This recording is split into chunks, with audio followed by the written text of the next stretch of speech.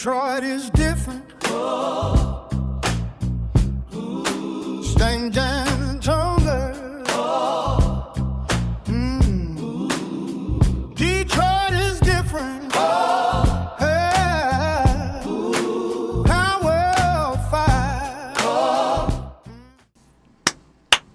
Welcome back to the Detroit is Different podcast studios. And I have a guest that I'm definitely excited about. Heard the brother speak at a forum that you definitely necessarily wouldn't expect, like more so the testimony he gave.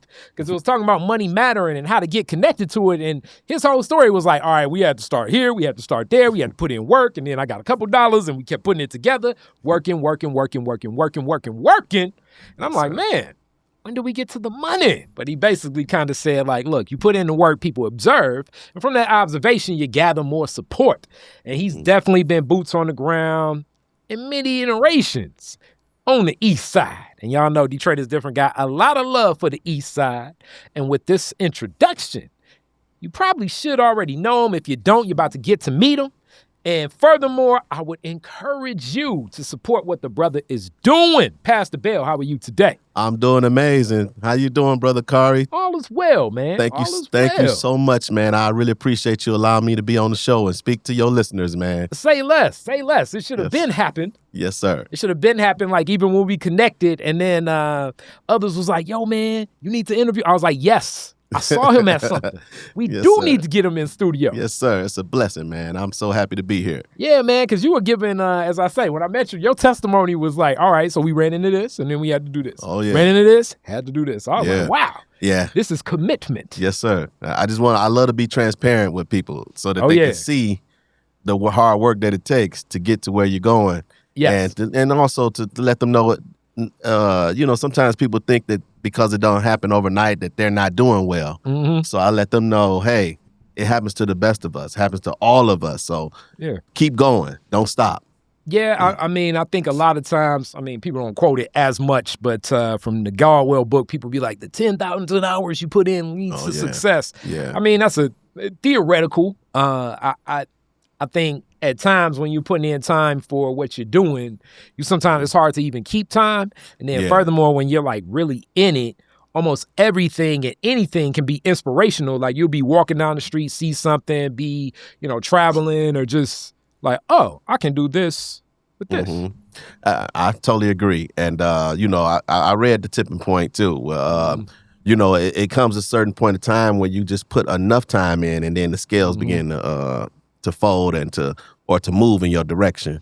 And it just takes a lot of dedication and hard work and perseverance. And in my case, a lot of faith.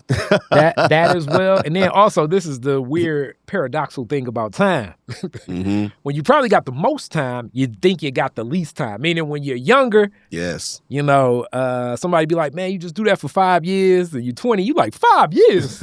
Right. That's forever. Right. Man, I tell you, 5 years, I've been doing it for 15, man. And we're still fighting. Yeah. You're going to keep fighting until the Lord call you home. I mean, the old adage that they say, when you start building that wall brick by brick, it's going to look not as sturdy near the bottom, but you get closer to the top, it's going to get a lot more smooth. The mortar's going to fall in line. You're going to see some designs. Go ahead and preach, Brother Carr. Yeah, preach to me, Doc. I needed that. Yes, sir. So we start these always with your Detroit journey, your peoples. How many generations deep are you and your family to Detroit? Man, I would say my mom and my grandmother. So I would say 3 generations. Okay. All right. So now I got to go. Grandma, whereabouts? Where's she from? Well, they started out in Arkansas. Arkansas? Yes, sir. Came on up here to Detroit. Okay. And we've been here ever since. All right. Now, Arkansas, as we know, a little bit further west, that's usually where I see the folks go to the good Chicago and all that Delta-isms and everything like that. Yeah. So I'm guessing you got fam in Chicago. Yeah, I got fam in Chicago, and I got them in Indianapolis. So the Midwest, in that space, on both my mom's side and my father's side. Okay, yes, all sir. right. And moving here from Arkansas, what neighborhood did they come to? Where'd your grandma and them set their feet? So my mom told me that they were over in Black Bottom. Okay. And they started over there, and then they moved over to the east side on St. Clair Okay. Street, and then from there we ended up on Belvedere. That's where I was born, on Belvedere and Gratiot. Okay. All right. So people definitely know. Yeah, that's really, because I mean, I still think Black Bottom, that's technically East Side That's itself east as side. well. Yes, sir. You know, We've been east side. you know, like an East Side, I'll definitely clarify you on that. What do they call the area over there by Claremont? I mean, sometimes people say it's the north, North end, end? but technically, when you on that side of Woodwood, we East Side. You know? What I'm saying? Yeah. That's what she told me. Claremont. She said something about Claremont.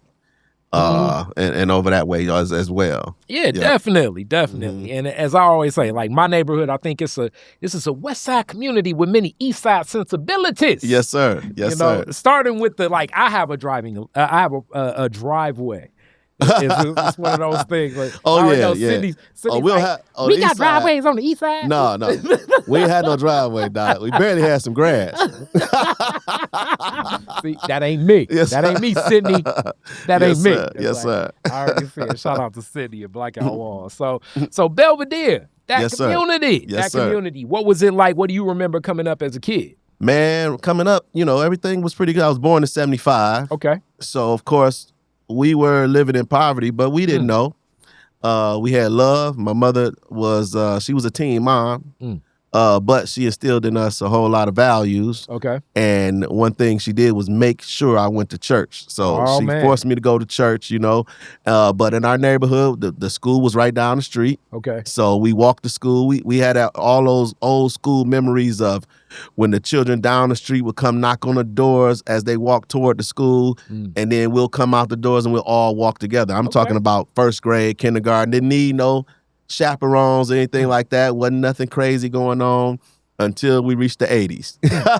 Things changed in the 80s. Yeah, now, before we even get to the 80s and that wave, I do want to talk about, you said, always in church. What church do you start at? What do you remember as a kid being in a place of worship? Okay, well, I was forced to go, so I didn't know a whole lot. I just knew we were there. The pastor actually used to be my mom's insurance agent. Okay. He would go door to door knocking to get people to buy insurance.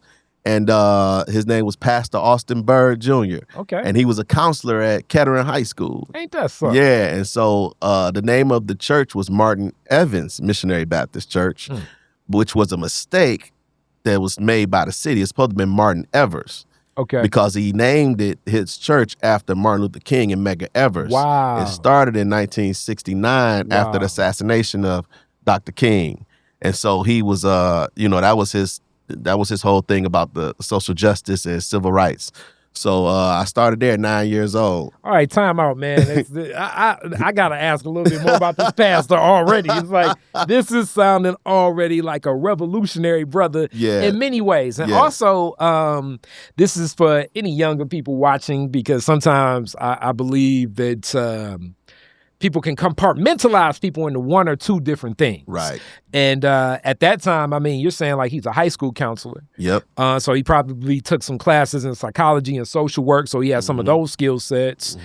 He's also an insurance salesman. So that means he definitely has entrepreneurial talents as well. Yep. And a pastor as well. And not just a pastor, to name a church after Martin Luther King and Medgar Evers. And you're talking about like 1969. So like, this would be like very soon after the murders of these gentlemen. It would be in vogue of today of someone starting like a ministry connected to like a Carmelo and I don't know. I guess we could say. I mean, so many people. You know what I'm saying? Yeah. George Floyd or something like George, that. Yeah. You know what I'm saying? So it'd be like. Already? Yes, already, though we knew the legacies of them. Right. And even as we know at that time, I mean, you still had so many folks from like, the South coming up here. Yes, sir. So some of these people also, this is the other thing. Yeah. It's going to be somebody in church like, hey, I was, I played on the same softball team as Medgar Evers and Martin Luther King. Exactly. I was marching in Selma with him. Exactly. I was marching in Selma. You know what I'm saying? He owed me $2 from That's right. I was part of the first building fund. Exactly. So you gotta really be grounded in your information, because somebody in that audience for sure may really they know be connected. They know the real deal. And so, yeah, so I started there, man, and we moved a couple of different buildings since we had started, and ended up right over on Gratiot and Outer Drive, and that's where we stayed the longest before I became the pastor. So I'm at one point in time in the history of our church, I was the youngest member and the oldest member at the same time. Hilarious.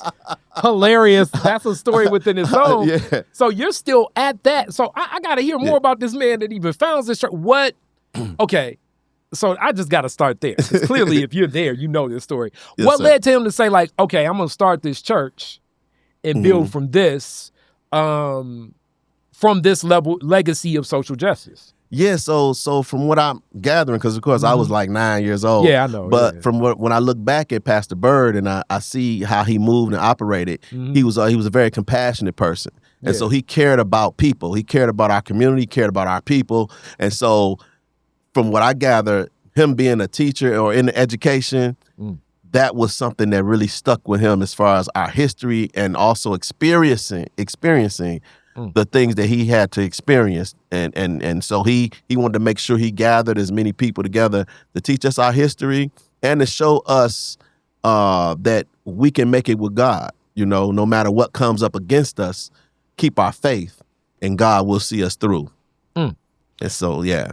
Okay. And so that's heavy. And I know some people from KE, so I'll definitely be reaching out to the Dawood Muhammad's and the Mama Shoes and people I know. They know Pastor Byrd, Doc. Everybody know Brother Byrd. I want to ask him about counselor. Ask him about the counselor. chop. He said he used to go to you and chop your arm like this.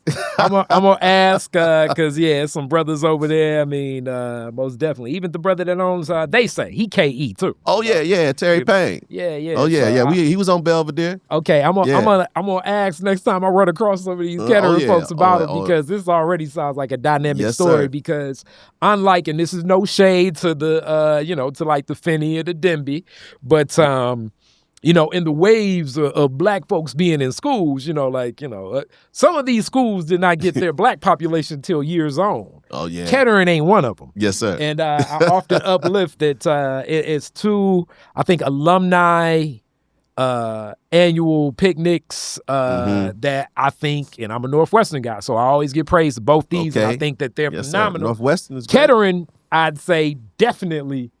That may be like the largest event I've seen. I don't know what's happened since the new development or whatever. But when that used to happen, I mean, you'd be like almost like for like 394 exits, you'd be like, "What's going on over here?" And it's like, oh, KE is taking over the neighborhood. KE is just like that's I would say a poster child for the East Side sometimes, especially our little area over there in the Van Dyke, Harper, Gratiot, all of that whole area. The Kettering's like, how the East Side represent. We proud. It seems like the worse we have it, the more proud we are because we had to stick together and we had to fight through so much to make it. So we just had that pride, Hey, I'm just saying that, that if you get an opportunity to go to any of Kettering alumni-based events, attend. Oh, yeah. And McKenzie's the other one that's kind of like that, too. So, okay. Either one of those, definitely check that out. Now I'm gonna have to go check out some of the other schools. I'm gonna have to perpetrate it. As I went to Cass Tech. You know what I mean?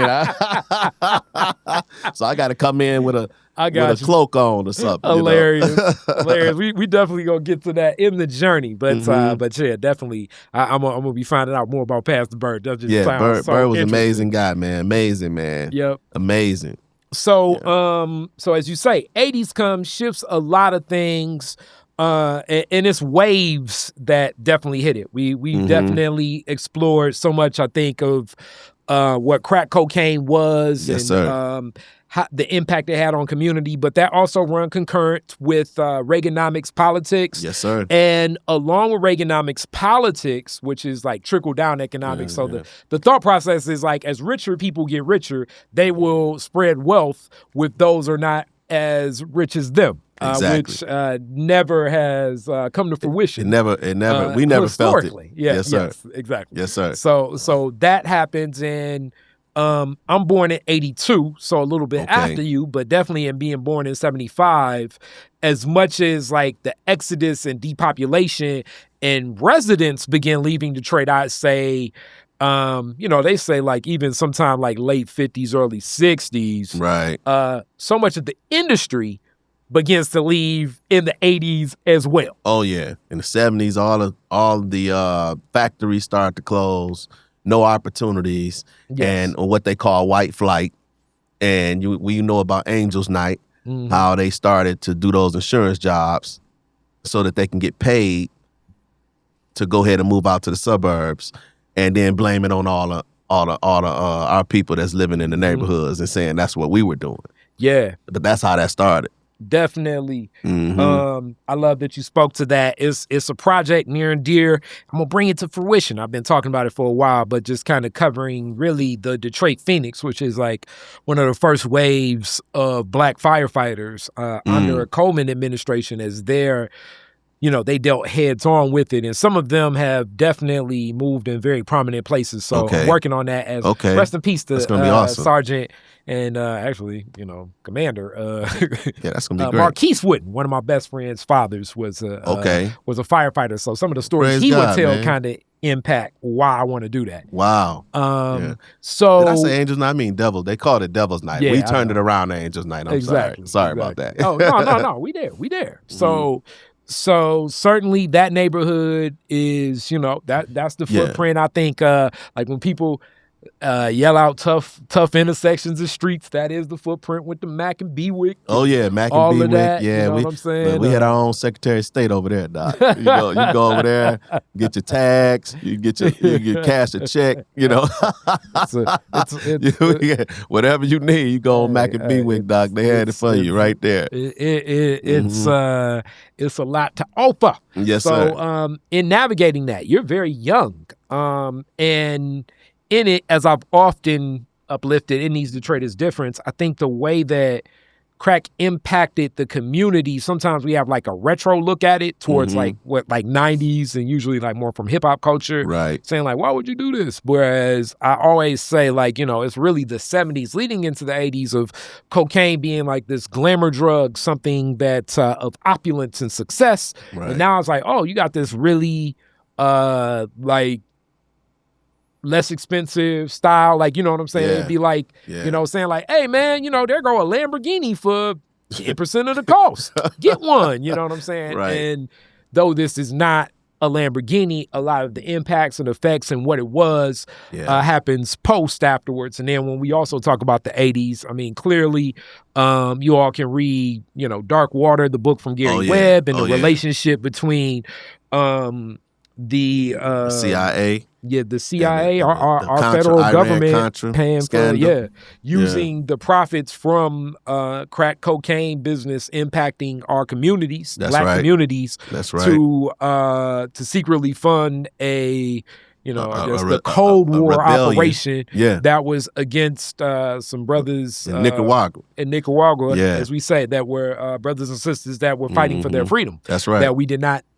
Yeah, we wanted that come to life. Yeah, we wanted to overthrow that government, so we helped them, but we didn't have the weapons because Congress wouldn't approve the purchase of new weapons, so they allowed the crack and the cocaine to be sold in our neighborhoods in order for them to buy guns from Iran to give to the Contras in Nicaragua. Yes. You see what I'm saying? And that we were the fall guys. Yeah, and this is covered a little bit in that same Snowfall series as well. Yeah, I mean, Freeway Ricky Ross. And even as we're talking about this, and it sounds so preposterous, it's like, no, this really happened. Yes. And this ain't just the first, but it's many instances. Yeah. And this also kind of creates more of the tensions between the black community in all forms of United States government. Yes, yes. So I just, you lay that out and they be like, y'all crazy. Everything that they always said was a conspiracy theory.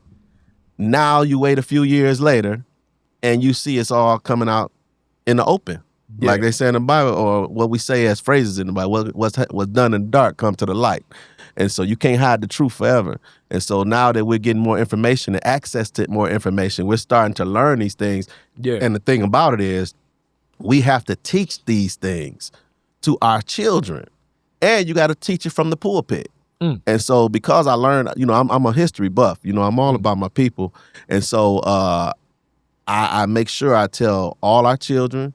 I make sure I tell our congregation, our history. And if you don't tell your history and the traps that were set for us that we end up getting into, then they're gonna not know how to, prevent themselves from end up in the same situation. Very, very, very true. And just even having an understanding of the grasp of a lot of this too, like in that same window. Because even back to like timing, he starts this church in 1969, which is 2 years past the rebellion, which the assassinations of Martin Luther King and Malcolm X are like still all within this short window. Yeah. And during this time, all running concurrent during this Cold War conflict, Yes, sir. which is basically a Cold War is basically saying we're going to watch people in not as not as wealthy European nations, South America, Africa, and Asia have battles against one another and murder each other over this United States of America and Soviet Union conflict. Yeah. So they pretty much divided the whole world up almost, and I put a base over here. Well, we can't let them get a base over there without us having a base over here. And so that kind of led a whole lot of, foreign policy.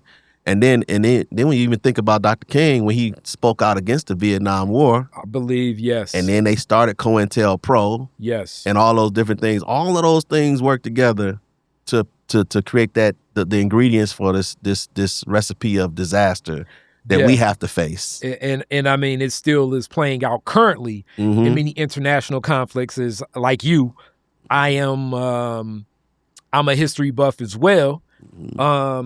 Just to get sometimes context and intentionality, and the more that you look to and study, oftentimes, as I've said on this podcast before, it's like you definitely tragically find so many of the actions connected to the United States government have been, things that are, some of the most violent and grotesque acts towards humanity over time. Yeah. Even under the guise of helping others. Yeah. Usually under the guise of helping others. America is like, and of course we're not talking about everybody, but as a whole, as a general thing, they're word wizards.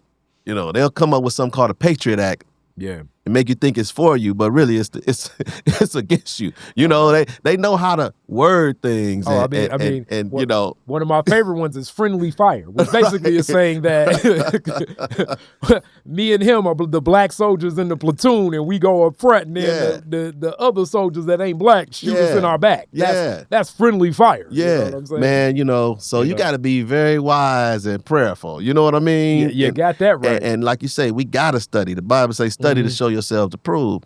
So we gotta study, and unfortunately, I didn't start learning any of this stuff until one day I had an epiphany, and I asked God, "Why is this happening to us? Out of all the people in the world, why is this always happening to us?" And I was saying to God, like, I know we do some things wrong, but other people do stuff wrong too. Why it seem like we are?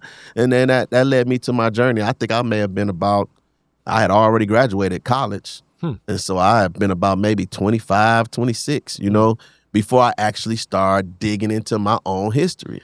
So let's rewind that a little bit and let's pick up with, I know you mentioned Cass Tech. What was Cass like for you? Why did you choose Cass? What was the focus? We've definitely had many technicians here at Detroit is Different, and we know that it's a high school, but it also is like a college-like study where you choose a discipline and walk that path. Yeah, man. It's funny because I was going to go to Kettering. KE. My mind was thinking, because that's our neighborhood high school. So I wasn't even thinking. And, God just always been leading me into different things. I can't take credit for anything, any ideas, any thoughts, because it was those things that led me in a different direction. So I told one of my sister's friends, I'm like, I'm going to Kettering, And she was like, no, you're not. Hilarious. And she's like, you about to take the test for Cass and King and Renaissance. And so I was smart like I said, I would say I was smart. But really, I tell people all the time, since our schools are right down the street, we didn't have any absenteeism. Okay. You know, and as a teacher, I know if you're there every day, you're going to pick up on all of the things you need. You should. Yeah, most of the time, you know. Yes. And, you know, it's at that elementary stage where you learn all the foundational elements of your education. And so because our schools were right in our neighborhoods down the street and we didn't have to rely on transportation. My mother didn't have a car. We just, like I said, we got up in the morning, walked to school. Yeah. And so there was really no absenteeism in our schools. And so most of us came out of there knowing how to read, knowing how to do the different things that we knew how to do. So I had a little competition with a lot of my little friends. It was always competition, you know, your timetable sheets, you know, you got to do it in a minute. Okay. You know, all of the methods that they had when going to Chandler, you know, elementary school, was always competition. And, you know, men, we like competition. That's how you get us to move. And so I ended up taking a test. I just said all that to say, you know, I was able to take the test and keep up and score well on the test. And then I got accepted into Cass Tech. And I love science. I love the way learning how things work. And I really love the body. So how does the body work? And at that time, I think it was all about AIDS. Everything was, you know, the same thing that was happening with COVID. They had it going on with AIDS. It was extremely scary as I remember being introduced to what it was and how it impacts. But even before that, I want to kind of put a pin in that and ask you this question, because I know like that 48214 footprint is also like, and we had a brother B. Anthony in here talking about it a little bit too.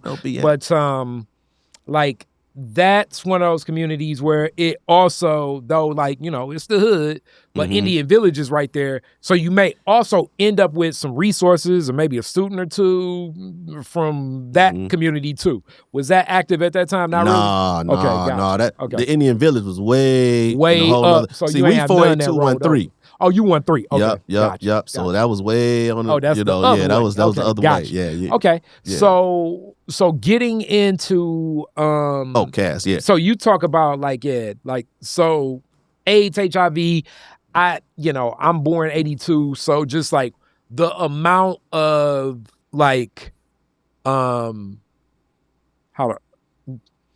the awareness campaign, let's just put it like this, right. I remember interacting with, like, being presented to it. And so much of it for me and my memory is like, you know, you just remember certain moments and where you was at in life. I'm a kid.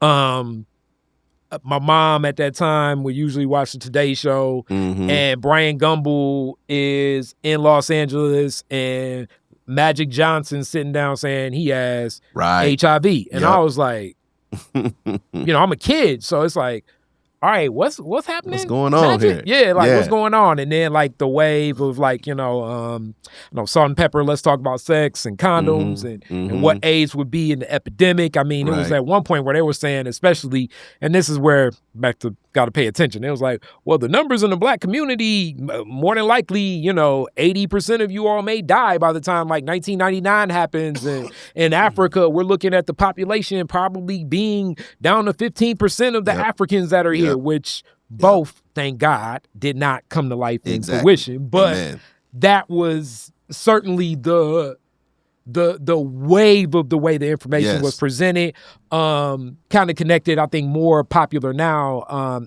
Dr. Anthony Fauci was in a lot of that early campaign, and what he spoke to when I read about it is the thought process is people weren't taking this as serious enough.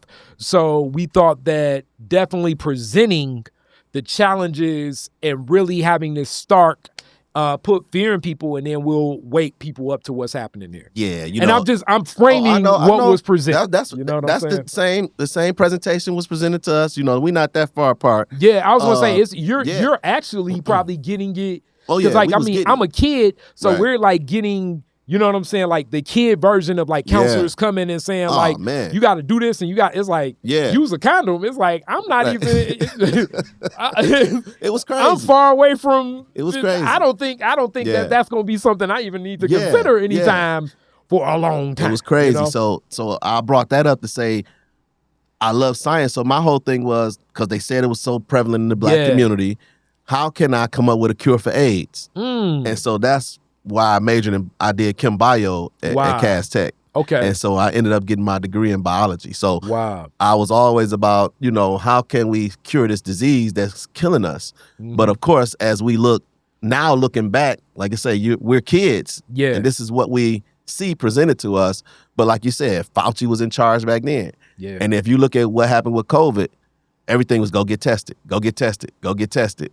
And when you look at AIDS, it started out as a white gay male's disease. I don't know if you remember that.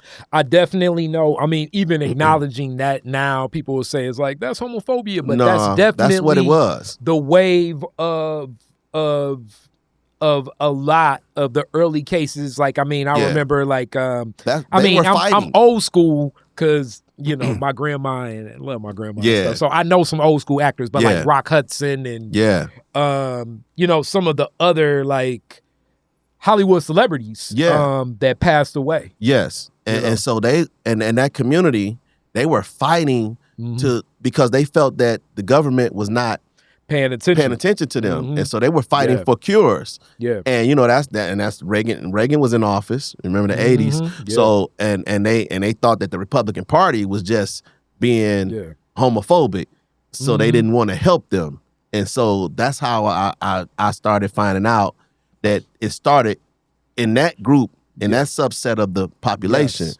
And then all of a sudden, overnight, now it's the Black community that's got all of the AIDS, and now go get tested. And then when I did my research, now, I'm doing our research, we find out they didn't do the clinical trials the same way they didn't do it with COVID. They said it was so severe that and that community was fighting for something. Hurry up and get it to us because we dying. Yeah. And same playbook. You know what I mean? And come to find out, they created the AZT. That was the medicine they created. And then come to find out, AZT was suppressing the immune system and destroying the T cells more than the actual virus was. And when you speak about this too, something else is like, I'll be watching a lot of stuff. But, just my mind. Yeah. One of the shows I watch is American Greed. And American Greed is just basically like a series of like different business people that exploit usually the hearts and minds of people.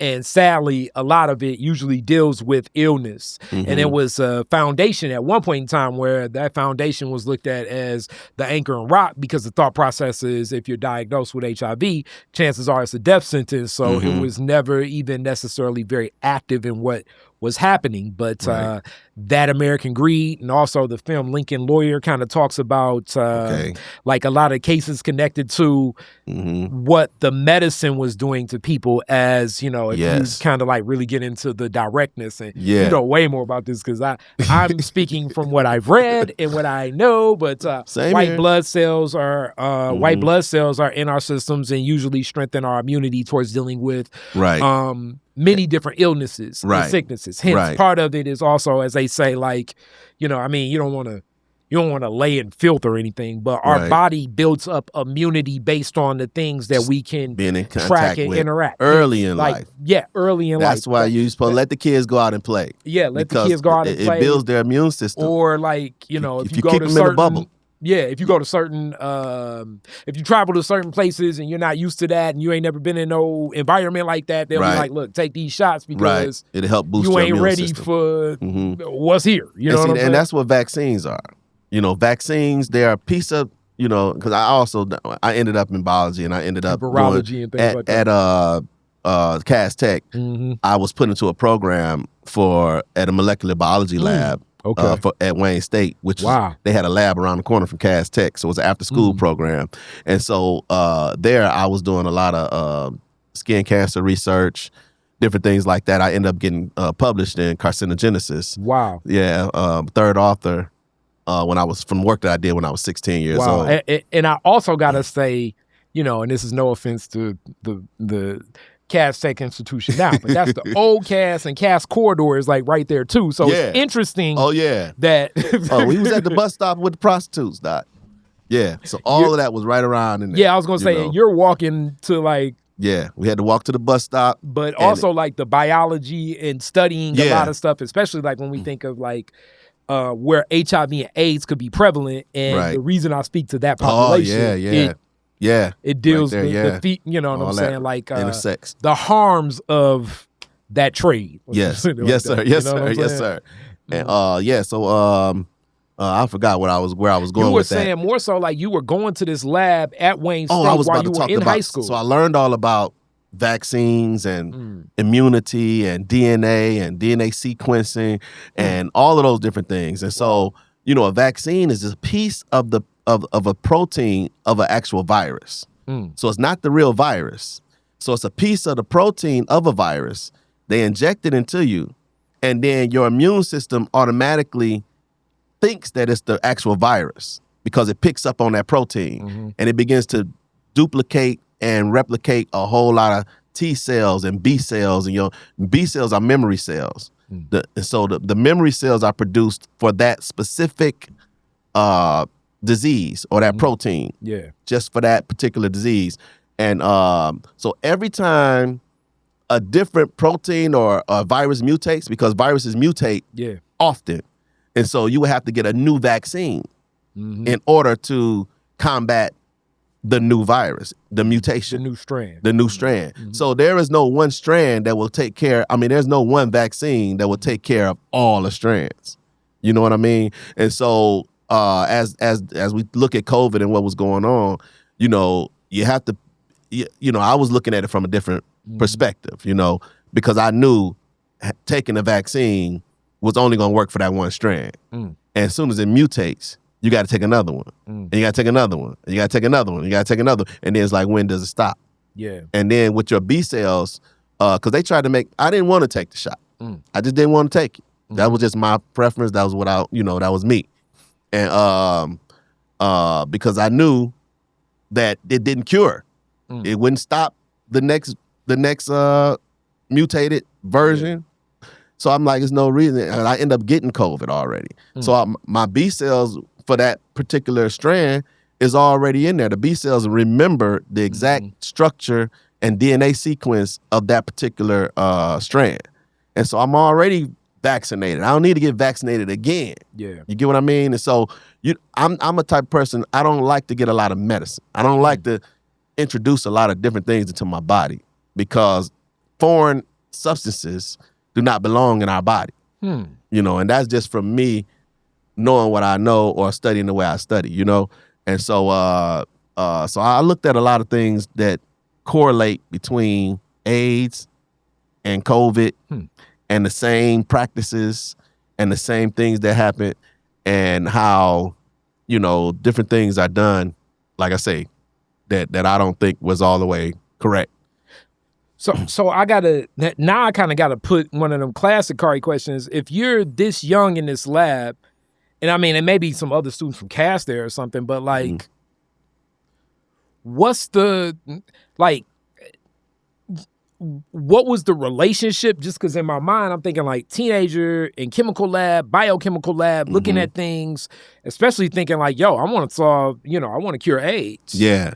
What was the thought process like just the culturally, how did it feel? So, of course, you know, when I was a teenager, I didn't know how to speak proper English. We spoke slang.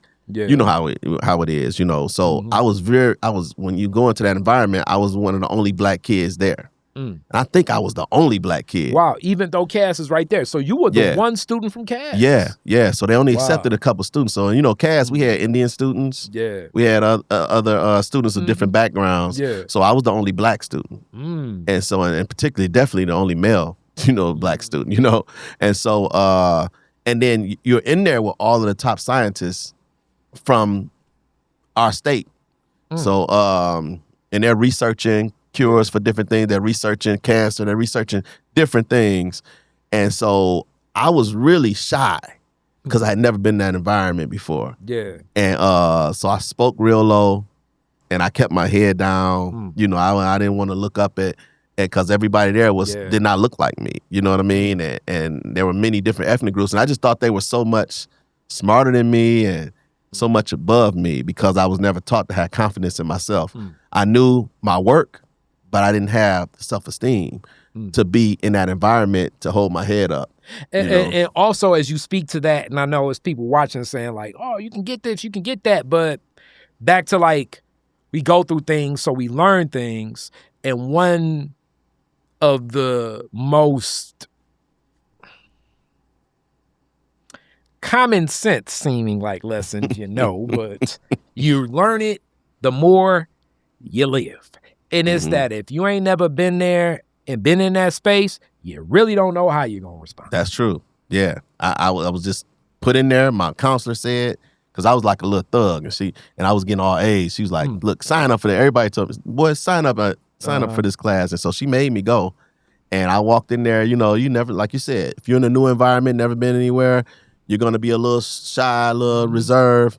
Yeah. And this was like really, really double down, because I'm looking at these scientists. These are the people that I'm trying to be, or whatever you want to call it, in the profession I want to be in.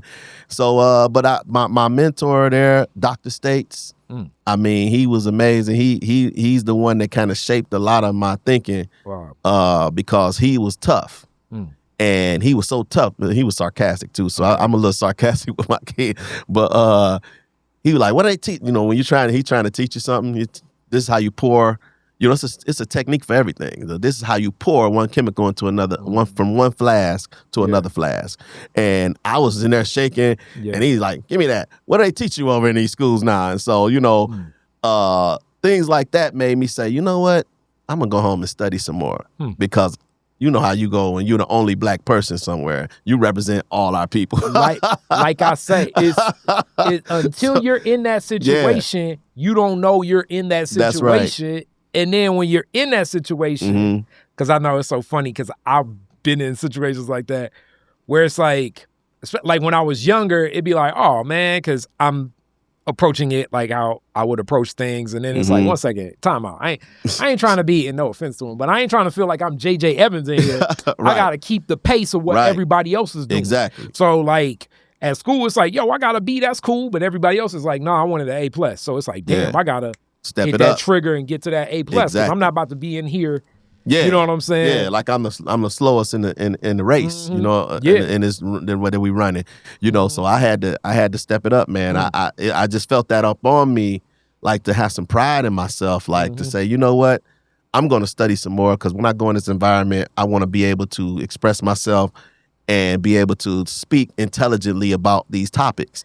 And I also want to say this, because in my mind, if I'm tracking age right, like 16, 17, you're also like early 90s hip hop too. Yep. That's when that's happening. Gangsta rap. And it's gangster rap, but it also, to me, I think that's like 89, 90, 91. Yeah. Like that 88 to 92 era, which maybe like when you was in high school. I like it the most because in it, I felt like I had variety. So many different examples of what a black man could be. Yeah. Like I always, it's like, I got Luke, I got Heavy D, I got Tribe Called Quest, and they're different than De La Soul. Right. I got Chuck D, I got KRS-One. They're different. I got, what I'm saying, Digital Underground. I got Tupac, X-Clan, Big Daddy Kane, LL Cool J. We had the medallions, the African medallions. All of that. And I mean, in the D, shout out to Awesome Dre. He gonna be coming on here soon. Awesome Dre. Oh, that's like you had like variety. I mean, here, I guess you had Chaos Maestro too in that, but you also had Dyson, Detroit's Most Wanted. Dre, like Smiley. You had like all this array. Like we could be many things. That's right. Yeah. And we call that variety. Yes. Options. Yes. And now they've taken away all the options, No, and so you can vibe with something, that was pertaining and relating to you. And that's what I liked about Cass Tech too. Yeah. Because I got there in 89. Okay. And so that was my 9th grade year. Okay. In Cass, it wasn't all about name brand for everybody. Yeah. Because, name brand clothes, that's always been a thing, and trying to look to par. Yeah. And we didn't have it. You know what I mean? And so, but I saw some guys in there that was kind of like dressed casual. They had them like looking like Kwame. Remember Kwame? Yeah, definitely. They had Only dress, you. Yeah. They had the dress shoes, and they had the. So I said, you know what? I'm gonna dress like that. That's and my style. And that way, Yeah. I won't look like I don't have anything. You Yeah, know what I I got mean? you. And I look like this is what I'm choosing to do, and so I can fit in a little better. And that's I adopted a style of casual dress up. Okay. You know, so you may see that's why I get my style now. I dress up a lot. Okay. Or I can dress down too now, but because as soon as I was able to buy my own stuff, I got you. I was like, I'm gonna get some of that Tommy Hilfiger I got and you. Nautica and all Yeah. that. But for the most part, I just wanted to bring that to say options, they matter. I Options definitely and think variety, it matters to kids because Yeah. we're trying to fit in somewhere. That and I think about that music as, like I say, we're close, so my older cousins is that, but like I think similar like me going to an African Center school, because like even, you know, and I'm not talking about like second album NWA, but even first album NWA, like it was a strand of black consciousness going on in even the most gangster rap at that time that that's cute. I think put something in, you know, a lot of y'all that was like the age to really soak it up in a different way. Yeah, you know? yeah. It had a tiny bit. It was phasing out. Yeah, you know, they definitely. you know how the music industry did. They start phasing it out. Oh, and bringing in all the riffraff, man. Yeah, and but at that time, our little young ears, we thought it was like we loved it, you know, and it influenced our thinking and influenced our actions and you know, whatever you look at, whatever that goes into your senses, your five senses, they have an influence over your body. Definitely. And you know, and that's one of the things that I study too. So biopsychology, which means that there are some things that you cannot control, behaviors you can't control once a stimuli is presented. So, for instance, if you go and watch a sad movie, you start to tear up. You can't control it. Yeah. And so people who control the stimuli, they control your actions, your body, your thoughts. You get what I mean? And sometimes there's nothing you can do about it. I mean, like in that same arc, it's so funny as you talk about it, because also running concurrent is there, I guess, as they say, like the beginning wave of hood movies. But oh yeah, one of the interviews that I got with the brother that was a detective for a long time, and he did private investigation afterwards, but he was like, man, I'm gonna tell you, man, after that damn New Jack City came out, it messed the whole neighborhood up. and I mean, which is based technically off the Chambers brothers here in the city of Detroit, in that North End community. Yeah. But it's so interesting. Yeah. Because yes, definitely when you talk about stimuli, it's like amplifying stuff that may have only been regional or isolated, but when you blast it out on every network, now it seems now like I have it's the thing. Because even the movie Boys in the Hood, and I like it, but I always felt like that's such a different feel than a lot of even a Menace to Society. Yeah, Menace was great. Menace was off the hook, man. Yeah, I think Menace definitely Old Dog. They added to many interpersonal conflicts in the community, probably to this day. Yes, sir, man. And then that character influenced more characters, and so man. So it's very important that we have variety, man, because now they're making us all one-dimensional and making our artists one-dimensional. So what else do these kids got to look up to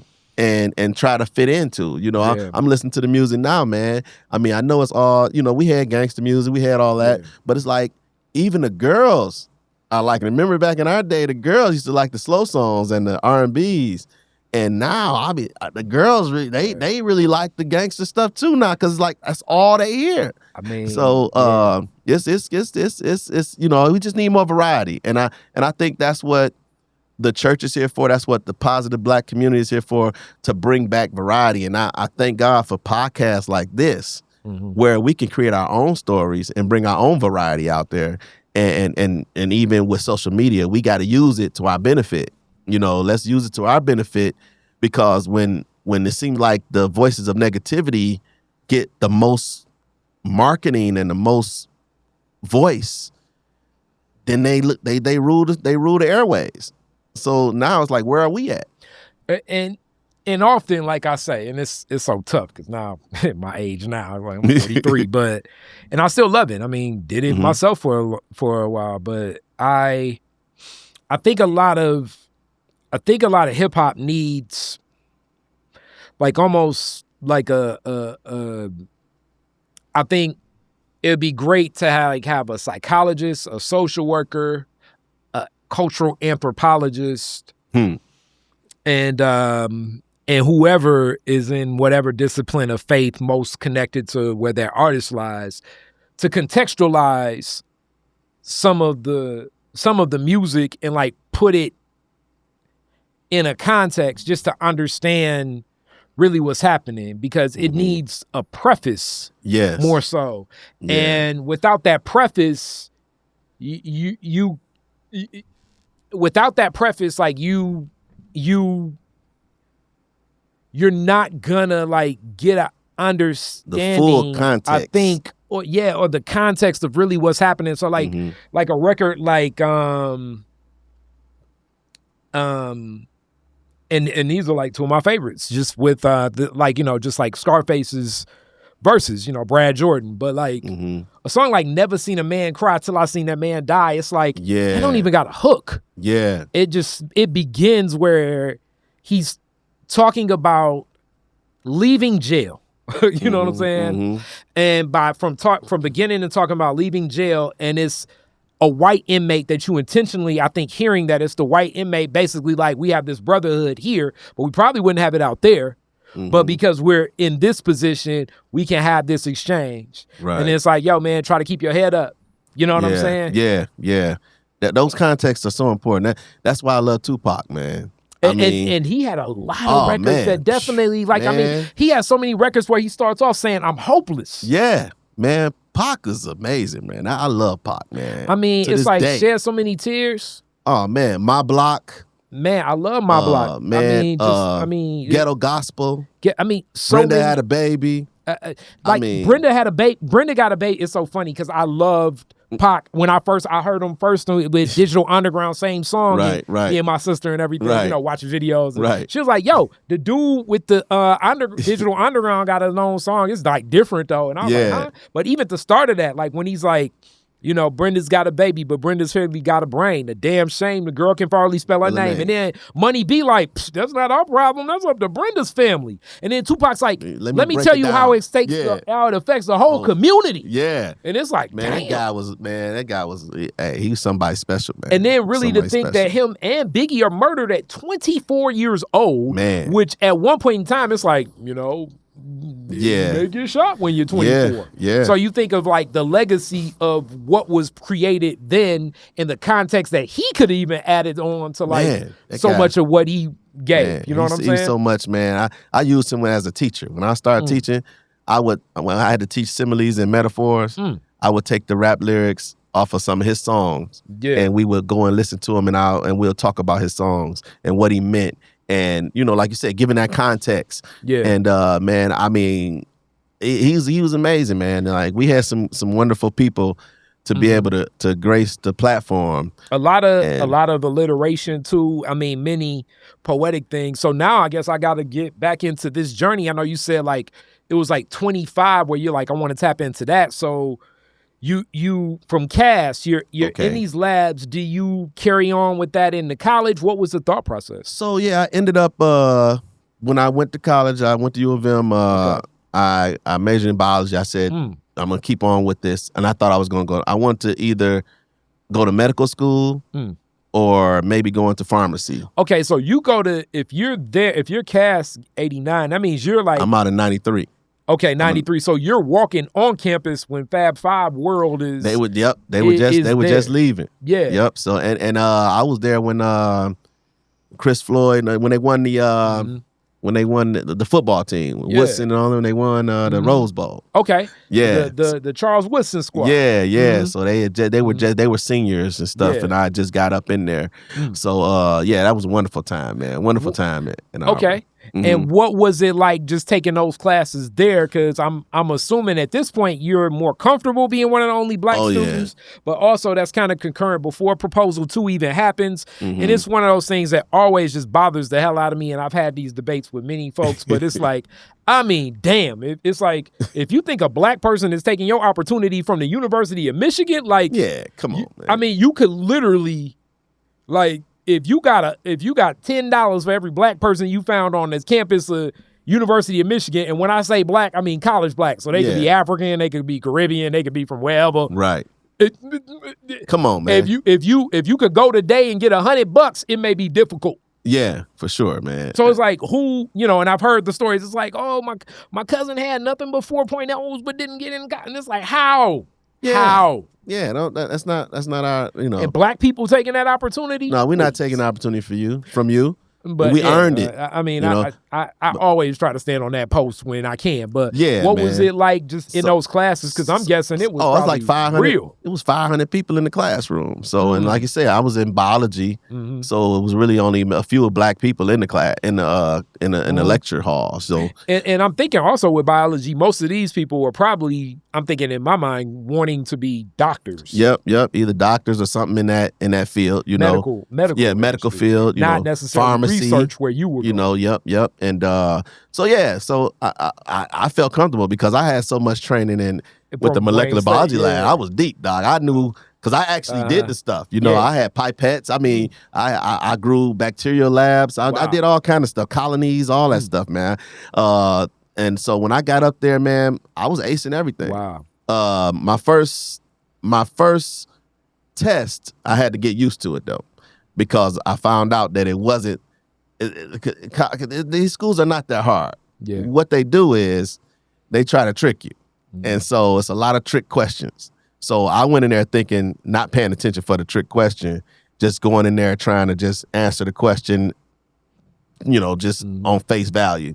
But found out I didn't see one of the words that said, pick the one that's not the answer or something like that, So it just made me really pay attention. And so I didn't experience a whole lot of racism, but it was there. I experienced it.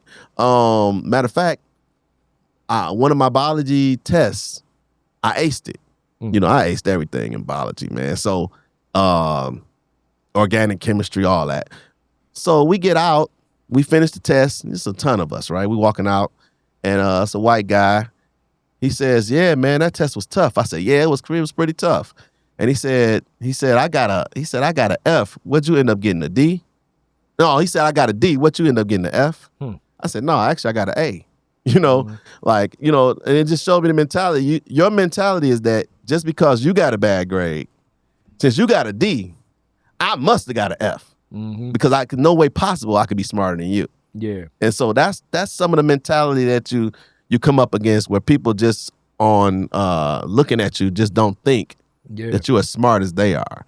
And so we dealt with that. I was always top, man. It just made me, all adversity does is make sure that I do bring my A game all the way, 100%. Okay, so after U of M, what was the thought process? I'm guessing you're thinking like, hey, I'm going to go one of these labs. And in my mind, I'm thinking most of that world is probably like in California or like Oregon. I don't know why I think the West Coast. Right. You know what I'm saying? Well, see, I was just thinking about medical school. Okay. So I was the president of the Black Pre-Med Association. Okay. And so I was doing pretty good. And right around the time it was time for me to take the MCATs, the test you take to get into medical school. Yeah. My mother called me and said I had a warrant for my arrest. Wow. I said, what? What's going on? Warrant for your arrest. Yeah. And it was for child support. Whoa. I was a teen dad. So before I left Cass, I had my first daughter. Okay. And when I went ahead and kept on with my education, I didn't have any advice from anybody that could tell me how to deal with it. Yeah. So I did what people were telling me to do. Keep your receipts and everything. All these different. The guys tell you what to do. Like what they call the jailhouse attorney. Right. The jailhouse. Yes, it's like what you got to do is when you do this and that, and then the jurisdiction. Exactly. And it's like, okay. And the providence of the particular exactly. You situation. Be like, I'm like, I gotta okay, just that makes go sense. in there with this, and when I put my social security number backwards, right. and then I submitted that way, they You can't good. find me They can't- anyway. Yeah, you're a sovereign. You're a sovereign individual. They can't Exactly. do nothing to you. Oh, okay, all right. but I said, let me come down. I got to come down here and take care of this. And I said to myself, man, I can't be going to Dealing medical with school this. dealing with this. So I kind of just changed up my whole situation. Okay. I said, I'm just going to graduate, get my degree, and go back home. And I went back to the molecular biology lab. Okay. And I was and they put me as an environmental toxicologist. Okay. Now, in toxicology, as I get it, like usually in our community, is definitely looking at like what's in somebody's body, like the different substances, like if a person passes, but even before, like what's happening around, what's floating in you. But I do want to have the discussion as teenage dad, where you all what was that like? The relationship between the families.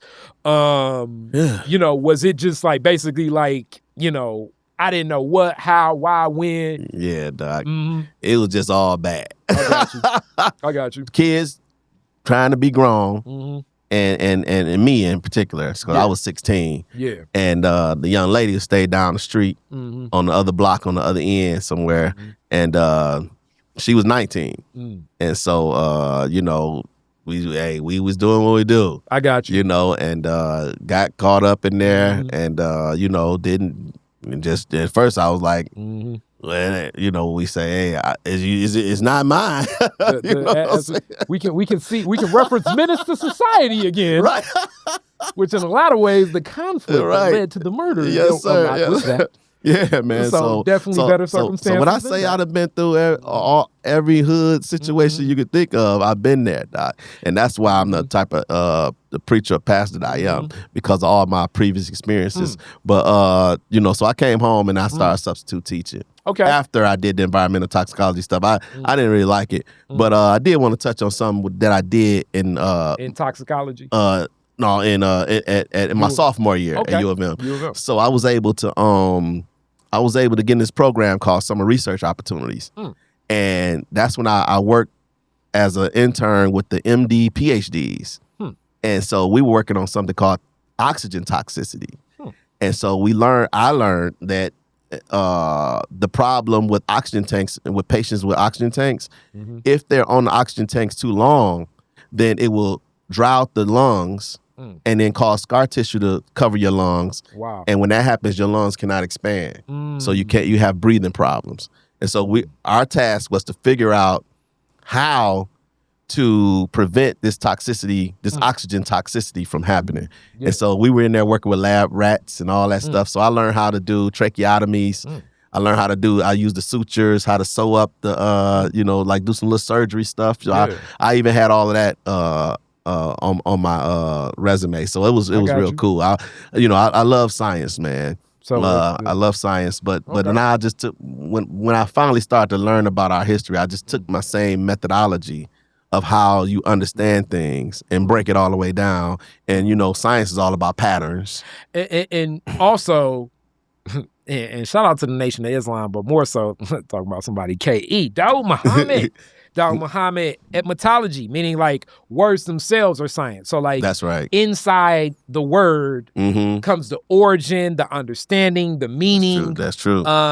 That's what makes English so difficult, because, you know, it's so many words that have like multiple meanings. Yeah. We change it, and I mean, we just do the colloquialisms or slang. We may change it on top of changing it. You know what I'm saying? Yeah. English is funny, man. You know. So yeah, I see a lot of comedians who come from other countries when they come and they talk about the English language. It's hilarious when they're learning. But yeah, man. So that's when you get into linguistics. You know, and when you start to get to the original languages, so even with the Bible, I'm all into what is the original Hebrew word, what is the original Aramaic. Greek? Yeah, Aramaic. Which ones were written in Aramaic originally? Which ones were written in Greek or Hebrew? So I study I study. Yeah. You get what I mean? And I bring that up in medicine often, because it was actually shout out to rest in peace Aunt Shirley, because she would be able to just like, even if she didn't know she knew enough about medicine just to know the suffixes and prefixes to know like, oh, well, That's this right. is this. Yeah. So Yeah. they're just scanning you for this. Yes. Nah, if they do this, they're gonna be cutting you. You know what I'm saying? Yeah. It's like, thank you. And it's like, I Yeah. needed that information. And it's funny how like things that we think are very complicated, when you actually just take the time to kind of, digest it, it's not as complicated as we think. And they make us think that we can't understand things when you really can if you just take a couple of little, study tools and different approaches, you can understand some of this stuff. But I'm going to shout out one of my professors back in the day from Henry Ford Community College, Professor Padilla, my econ teacher. I'd be like, man, y'all using all this jargon. He's like, because it's full of jargon. Yeah. I oftentimes think that the jargon, and also even the, like I always like the term pageantry. Like sometimes we create,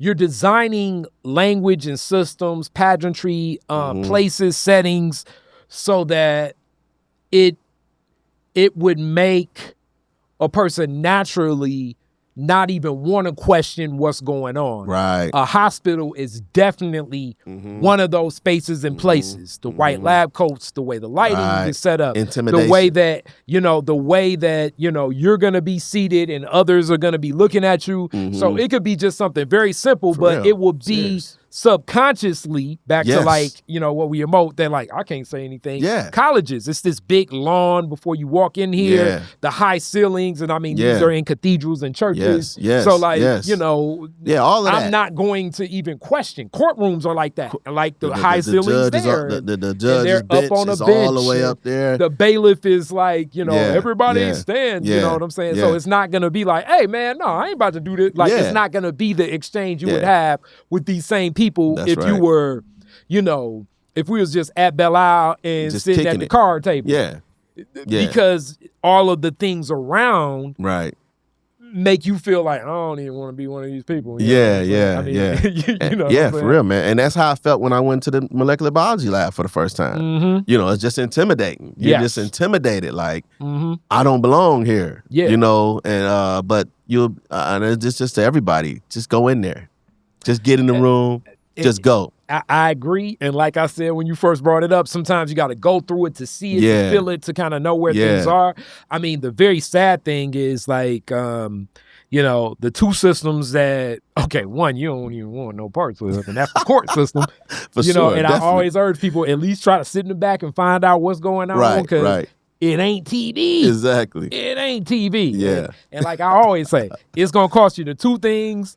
The best case scenario is the worst case scenario because it's going to cost you time and money. Mm-hmm. If it costs you time and money and you get locked up, it's like, Yeah, that's bad. really messed That's up. a bad dude. It can happen. But, you need to know how to navigate it. But medical, it's even tougher because It oftentimes, is as I've learned just in caretaking and even myself and all of this stuff, it's like, between test to test and going here and going there, like, you won't even ask probably the most simple, like, why I got to do this before that? We just did this and we did that. And, and you ain't talking to them. You need to talk to them how you talk to your mechanic.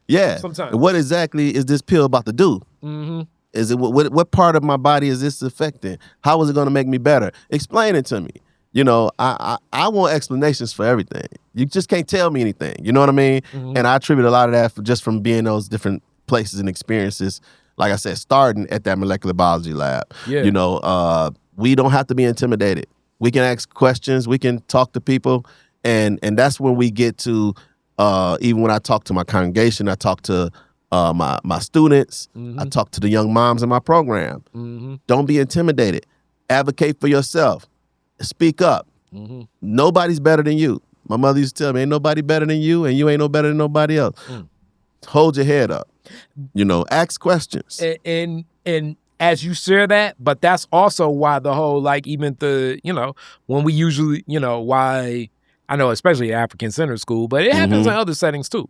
People like, it happens in churches too. Like, people like to set the chairs up in a circle. That way we can all look at one another versus I'm going to stand, I'm going to be way over here at a desk and me and the other people and y'all going to be standing in a row or even worse, y'all got to walk up and then talk to us, one by one. You know what I'm saying? Which is not back to like what you say, we're at the same level. So now I want to jump into, so you come back substitute teaching. What district you substitute teaching in? Where do you start? What was that like? Man, so I'll say this real quick. Yeah, so when I came home, we did the environmental toxicology. Then I went and I started substitute teaching at Rudderman Middle School. Middle school. Yep, middle school. Oh, man. Rudderman Middle School. Oh, man. I'm sure that was Yeah. I'm sure it was. Yeah. It was like, man, you don't know what an 11 and 12-year-old can teach you. Oh man, until let you me tell got you. 30 in front of you. And let me tell you, man, I'm still raw, man. You know, I'm still East Side, Doc. No matter what. I was all the way up at U of M acting the fool, Doc. I almost got kicked out of there. So we like I say, some stuff stay with you, Doc. So and also this too, anybody that goes in like those classrooms, man, middle school is tough because I think in middle school that's when roasting is at its highest. Oh, and you yeah. don't think that like an 11-year-old, if you grown, can roast you. Woo! And you know I'm not that tall. So and then I just, I came in and I'm young. I know. And you're a substitute. And I'm a substitute. A substitute is like, oh, we about to roast him. And look, and look, somebody, I just got that. I don't know how I got that job. I can't remember. But I was like, I got to get out of it. The environmental toxicology job was not working for me. It was some other, they had me doing some stuff. I'm like, I'm too smart to be doing this. So I can't remember how I ended up. Somebody told me about the job and I went ahead and applied. And that's bad when we using teaching as fallback. You know, hey, I ain't got nothing else to do. You keep let it me in go 100. You keep it in 100. And that's what it was. I'm like, let me go in. I ain't got nothing else to do. Let me go try this. So I didn't know nothing about proper way to talk to kids and political correctness. None of that, Doc. I was off the chains, Doc. He was like major pain. Right. Bruh, say that again. What you say? Say it again. Because some of the stuff, it was amazing me. I was like, what? Say it. I know, because I'll be seeing these little homies. It'd be so funny. It's good. I'm out the But anyway, through that, I ended up, I started to love teaching, though. Okay. I started because I adapted because I'm always me. I'm crazy. When you see somebody and you start seeing some of the impact, it's like, damn, man.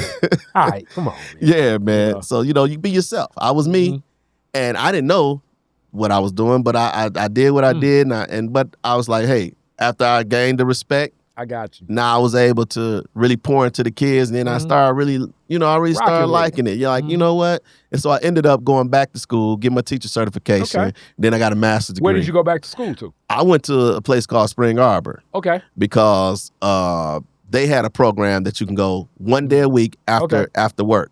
Oh, and that worked for your schedule. It worked for the schedule, and it was only 1 year program. And then also I'm thinking, while you're doing this concurrently, actually something like that is going to be, I guess you kind of did that also with biochemistry because you was already in the lab. So like you had like actual practice to take, because just for people that know this, since I've been in that place too, like sometimes we go to school with the theory of like, okay, we're going to do this afterwards. It's different if you in school and about to be like, oh, I'm going to use that tomorrow. Yeah. You're in class different. And you know the difference between the people that's like, oh yeah, I'm gonna do this later versus the person that's like, what you say? Right. Tomorrow. Yeah. Yeah. So that was a very interesting interesting thing. And that's why I say God has led me in all kind of ways. And I got so many different experiences. Okay. And then one other thing about when I went to University of Michigan, which is gonna lead to the next little piece. Yeah. When I got there, it was such a big difference from my block.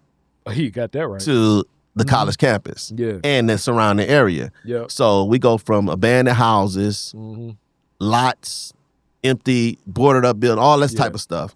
And 45 minutes down the road, we're talking about the big house. The big house, man. Frat houses. Other students pulling up in Mercedes Benzes. Yeah. And back in them days, we had Jeep Cherokees. Those were the hot thing. Yeah, Porsches. So, all this stuff. You like, what in the world? They same age as me? What's happening here? So you get a real, I would say culture shock, but it's an eye opener for me. Yes. Like, oh, I was really, that's how people living for real? Hey. So sometimes you don't know how bad you got it till you really go see what's really going on in the rest of the world. You know what I mean? Yep. And so that did something to me. So seeing that and being like, wait a minute. And before I left college, I saw this big old house and it had the for sale sign on it. And so I was like, you know what? I wonder how much this house costs. So I just called, and the lady told me $400,000. And I said, I had no idea about mortgages or anything like that. I said, these people got $400,000 sitting in the bank. They can just go cash out a house like for $400. I said, man, this is crazy. I'm like, when I get, man, we got to do better. This can't happen like this. So when I got home, man, that was one of the things I did. I called one of the houses in Detroit. I said, let me see how much these houses cost down here. And I called, and the lady said, you been approved? I said, what is that? What that mean? And she said, call this number, get approved, then get back with me. Hilarious. And then I called the number. I say, the lady, I'm trying to get this house, trying to find out how much this house costs. The lady told me to call you about getting approved, but I don't know what that is. Can you tell me what this is? And so he started explaining, we got to talking back and forth. And before you know it, he asked me, did I want a job? I asked so many questions. Yeah. He said, you want a job? Yeah, it does get to a point where it's like, damn, man. Right. I say, doing what? He said, helping people get houses. I said, yeah. So I became a loan officer. Wow. So while I was substitute teaching, after I left from the school, I would drive to the office and I would try to get loans originated. This like a Mr. Miyagi way to you becoming like Mr. Byrd too. It's like you picking up on some of the other things. All kind of stuff. Like stuff that he was a counselor, you was a teacher. Right. He selling insurance, you getting people cribs. Right. I'm selling mortgages. So same thing.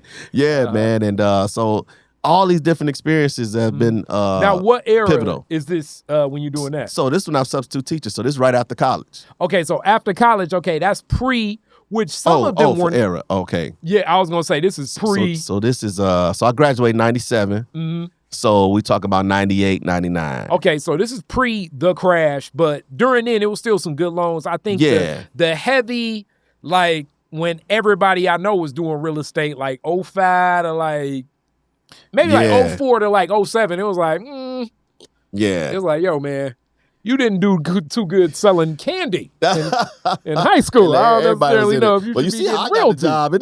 You want a job? They know me from Adam. I ain't take no test, nothing. It was. You asked enough questions. Come on, get a job. It was a little wild, wild west. Yeah. In some real estate at one point. Yeah, for real. But you know what? I couldn't get no loans closed. I'm like, but I learned the game. I got you. And so I closed a few, you know, but for the most part, I couldn't, you know, the clientele I was getting, you got to go to your friends, you got to try to go knock on doors of real estate agents' offices, take some donuts to the secretary, ask if they'll send you some leads. It was, you know, you only got paid if you close a deal. But you also, it's like walking that path like Mr. Byrd, learning the neighborhood, getting to interact with people, and then like I'm assuming, because you already kind of had some, I mean, I know you had some suits, some pants and all that stuff. Yeah, I had to match something together. Something, you know, something stands out. This is for any young brother watching. If you're under 30 years old and you a black man and you put on a suit, people are interacting with you different. They're gonna look at you different. Take it how you will with that information. That's right. You gotta you gotta dress just like you put on a uniform, play football, basketball, whatever. Put your uniform on. You know, ain't nothing wrong with changing. Switch it up if you have to get the best possible situation for yourself. It will definitely it will change some of your interactions. It really will. It really will. For a young brother watching, just take it with you. Yeah, do that. So you're in this neighborhood, walking these paths. When do you shift over to becoming the pastor? Well, first let's go Black History. When does the Black History thing hit you? Because I'm guessing it's like right then. Not yet. Still not yet. I'm just focused on working. Okay. And then once I started learning about the houses, and I started trying to say, I got to get my credit together. Gotcha. So I started getting myself together, and that's when I started flipping houses. Okay. So I was all about buying houses, fixing them up. I'm all about making some money. We got to make some money. I'm looking at how these people lived over there. We living like this. We can catch up. It's time for me we got to take it up a notch. I went to my mother. She been renting for 30 years. Same house, you know, that I grew up in. When I say, Mom, let's call a landlord. Since I learned all this stuff, I learned about land contracts, I learned about all that stuff. So I was able to get my mom to be a homeowner. Wow. So we talked to the landlord. We asked, would he sell it to us? She didn't have any credit, all this other stuff. I said, give it to us on land contract. Wow. And then from the land contract, we refinanced it. Wow. And so that right there, that story, I mean, people talk about doing something for somebody to buy the home that you grew up in that your mom was still renting. Yeah, that's powerful. It was a blessing, I think that is very powerful, and I mean, just one hell of a applause to you. And I'm sure just in watching that, I didn't even ask how many brothers or sisters, but I know you got a sister. But I'm sure family even witnessed something like that, and what that even meant to and means to your mom. That's powerful. Man. Yeah, I was really happy to be able to do that. Just with a little bit of information that we don't have. And it didn't take a whole bunch of money. It just took the right information because I knew about land contracts. So you had to come out with no money. And I talked to the landlord, told him you're going to get paid, do the land contract, woo, woo, wham. Next thing you know, we refinanced, and she was able to pull money out, with lump sum of money. Get the house. We had the worst house on the block. So with the money that she pulled out, she was able to get the house renovated, looking, porch, get the roof. The whole nine, man. So it was a blessing, man. Now big we went screen TV. what they say? Right. Marble. Right. Yeah, TV. give me that. Yeah, give me 3 TVs in the kitchen. No more rent-a-center. Right. You know what I mean? So so it was a blessing, man. And from there, I started flipping houses. And then that's when the '08 crisis came. Man, I was able to pull out like $90,000 out of 2 of the houses I got. I took that 90. I went and bought 5 more houses. And I'm like, I was getting them for 50. And they were worth 120. Yeah. So I'm about to pull 50 out of each one of these. I'll go get 250,000. Yeah. I did all that work. And then when I went back to refinance, I'm sorry, excuse me. No, you straight. They said we ain't giving out no more loans. Wow. I'm like, what? So I had got loans on all those houses. End up everything went in foreclosure. Wow. So you basically lost everything. You not only back to square one. Lost the negative. Yeah. Had to do bankruptcy, foreclosure, all that. I had 7 houses at the time. Whoa. Yeah, man. So, I had to go through that, and but lesson in everything, God always got my back, man. You keep your eyes focused on the Lord. I ended up, when I came back, I said, you know what? I'm going to focus on commercial properties. And that's how I started buying commercial buildings. Yep. And I'm like, I was buying them cash. So, and I was able to get my first commercial building for $500. Wow. In the auction. Wow. So the Lord was just, and I like I said, the Lord put this stuff on me. I just be trying to do stuff, and I see things. Okay. Yeah, man, that's heavy. You go, like you say, you working back up. You know what I'm saying? Yeah. So flip those houses and all that stuff, man. And then I bought my first pastor's house, Pastor Byrd. When I went back to my mom's house. Of course, when you get to a certain age, get to me and her get to arguing. Plus, I was doing stupid stuff. She was like, "Look, you got to get yourself together." And then we finally had it out, and I said, "I'm out of here." And I asked my pastor who had a house, asked his wife, because my Pastor Byrd had passed away. And my new pastor came, Pastor Bradfield, who was also a great man of God, great inspiration, great role model. He was an entrepreneur too. He was on the police force, so he had retired from the police department, and he owned a fish store. We was talking about fish earlier. He owned D&G Fish right there on Gratiot and Harper. Okay, I know exactly where that is. Yep. So next to Tanya's record store. Yeah, I was gonna say I have patronized. Okay, all right. Yeah, that was my pastor, man. Okay. So, that was my next pastor. He was a great role model. But anyway, what was I saying? Boy, so you were basically saying you get the house from the Mr. Byrd, Pastor Byrd. Yeah. So I got his old house. So I talked to his wife, and she let me get it on land contract. See, I learned all that stuff from doing that stuff with the mortgages. There you go. So I got it on land contract, and I paid her off. She said, "How much can you afford?" I said, "I can only afford $125 a month." There you go. And so she was my first lady, So she said, "I'll give it to you." And then it was sitting there. It was really dilapidated. So I went in there and fixed it up, man. Okay. So I think from that instance, I was able to look at stuff that was messed up and see the potential. Because I had to leave my mom's house, and I had to go somewhere. And so I worked it out. That place was abandoned. It was rough, Doc, And so, but I said, hey, I got to live somewhere. Man, And I'm definitely gonna have to I gotta get you back soon because we near the end because I know I got another interview. But I just want to jump in. Like I know you touched on it. You definitely have you have many different projects and programs that you've connected with and worked with. I know you have something for mothers that are in the community. Yes, sir. But you also work with young people. I mean, you guys are hearing the story, so some of this is just like, hey, I'm gonna tell you what not to do from me doing it. Yes, sir. You know? Yes, so sir. Those are sometimes the best testimonies. Yes, sir. But what are you working on currently? So right now, as I was teaching, and it's important for them to show you how this stuff connects. As I was teaching, you telling me about the Black History. Do you want me to go back into that? Yeah, you can touch on that. Okay. So I talked about getting the house from my pastor's wife. Yeah. With that, I was able to go and I sold that one, made some money off that one. I put down on another house over near the church where I have now. Okay. And the neighborhood was really nice. It was like going to a suburb of Detroit as it pertains to the east side. We were right before you got to East English Village. Okay. Yeah. Place was nice, man. I know that neighborhood. Yeah, that 48224 area was real nice, man. And but what happened was I was still carrying my gun, everything, man. I was still partying. I was still doing my thing. I was me, you know, and my neighbors and my cousins and all that. And like I say, all the men in my family, they pretty much been in jail or had some kind of situation with the law, as well as myself. Not to the bigger degree as they did, but the kids started getting older, man, on the block, and then the area started getting bad, man. And so I found myself about to start getting into it with people to the point where I was ready to go and act the fool. Risk things that you shouldn't risk. Exactly. And that's when I asked God, like, because I was right about to do it. I said, God, I'm over here and the Lord stopped me in my tracks. I said, Lord, I'm over here with a college degree. I'm in church. Been in church all my life. Yeah. And I'm still ready to do this. Yeah. And we still getting into it.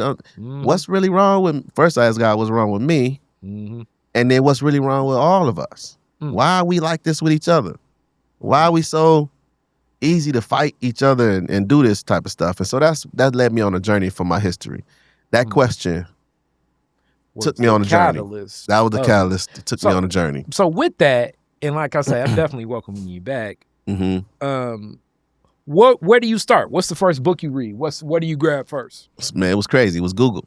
Okay. I actually typed in my question in Google. Okay. And then from there, where do you go? I started on YouTube, watching videos. Then that's when I started learning about the civil rights movement. I started learning about Marcus Garvey, learning about Nat Turner, learning about the whole thing. Then I start.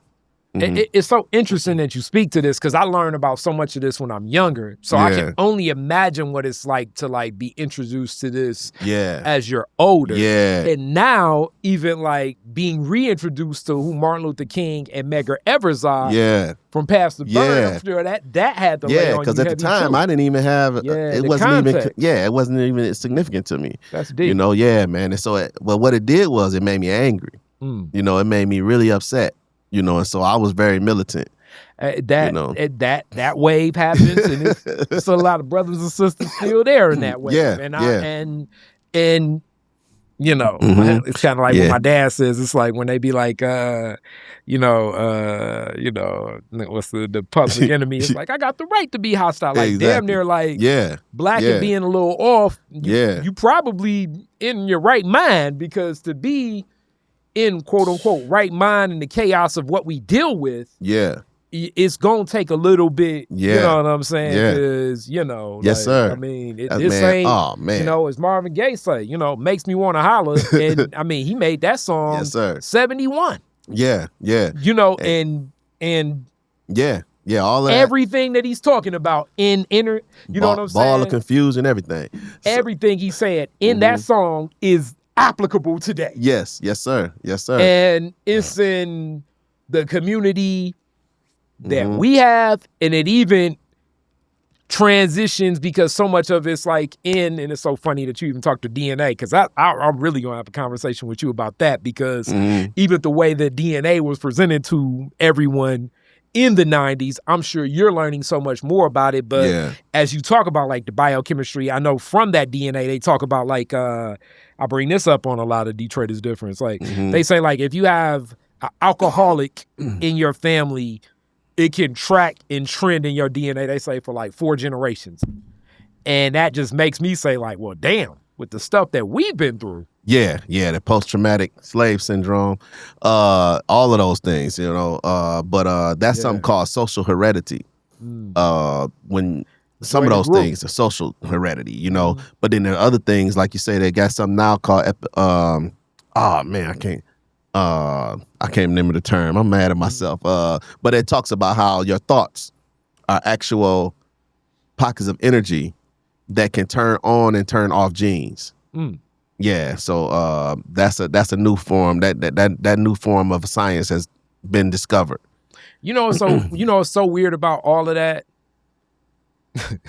Like a lot of this stuff. So some of it, people will say it's Nation of Islam. Some of it is just old black folks saying and different things. And they'll say definitely that this is hoodoo and it's of, you know, not. I think a lot of our cultures, like some of this stuff we've been living with our whole life when you say stuff like that. Yeah. Because I do think like, you know, I guess people were really big on The Secret a couple years ago, but like it's not as literal as I think. You think to yourself, you know, like Holly Berry and Risky's Business gonna stop me in the street and be like, all right, why we ain't dating?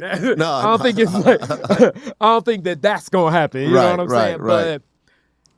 But I think definitely back to like you associate yourself, the thought process is technically you're gonna move in that direction, in that motion because that's what it's going to be. Exactly. I mean, the classic example is this. If anybody knew somebody like this, like the little kid that's like the younger brother of everybody, like if his brother's like, let's say 4 years older, so he got to play basketball with all the other kids, he gonna be horrible probably most of the time.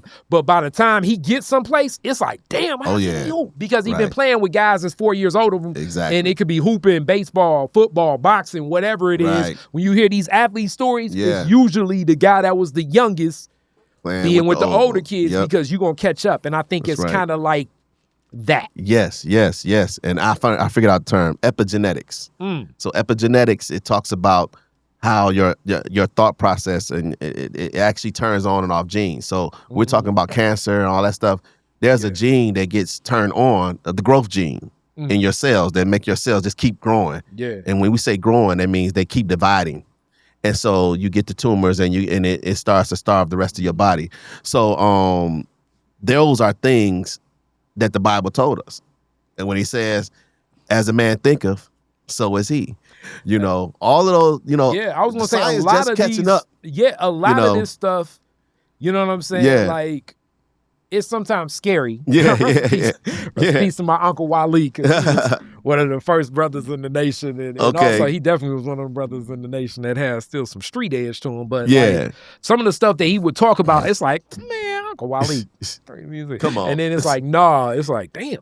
Yeah. It's like, and then you flip on the paper and you see this and it's like, okay, where did this come from? So like, I think a lot of the knowledge has always existed. It's just back to like how we look at it and how we know it. Right. I mean, I'm even one to believe in that there are different, I guess like, I don't know if I'd say dimensions, but I definitely think that there are multiple realities that can play out and happen based upon where things are at. And I'll even take it as far as to say, like, we sometimes be in the same realities. Like, you know what I'm saying? What you see versus what I see, because this is still about perception being reality. And I know I'm sounding very metaphysical now, but it's real. Meaning like, me and you in the same place, but due to your focus on this and my focus on that, we're in different dimensions. Right. And that we're seeing you know what I'm saying? We weren't in a different realm, but our dimensions can be in completely different places. That's Yeah. why, like, it'd be family members that like, that was the craziest thing ever. And then it'd be another person like, man, I just remember I was eating birthday cake. Right.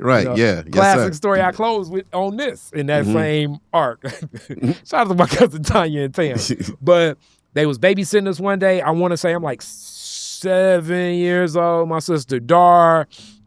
I'm just trying to go to the Long John Silver's like across the street from Northland, if people remember back when it was one. And one night in the late 80s, it was a crew that robbed all like 4 fast food places all next to each other. Dang.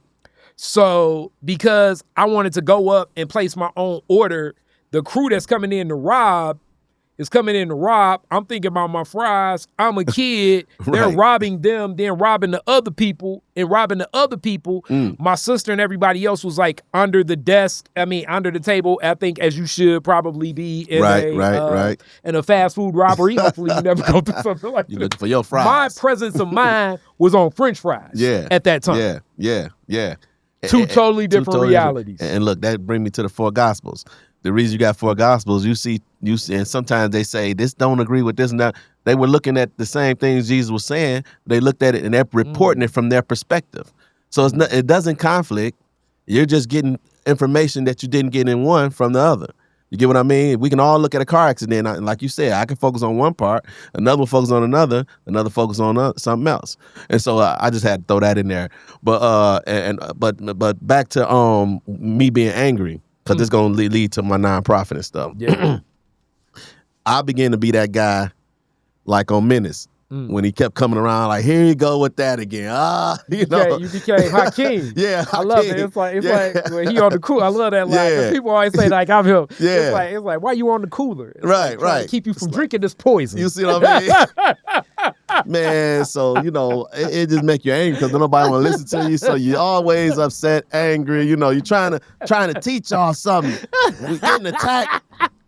Wars on, you know, it's all that, you know. Don't you see us in the food? Don't you know? So it's like, all, hello, you know. brother. Right, Hello, right, brother. exactly. You know what hell is low, brother?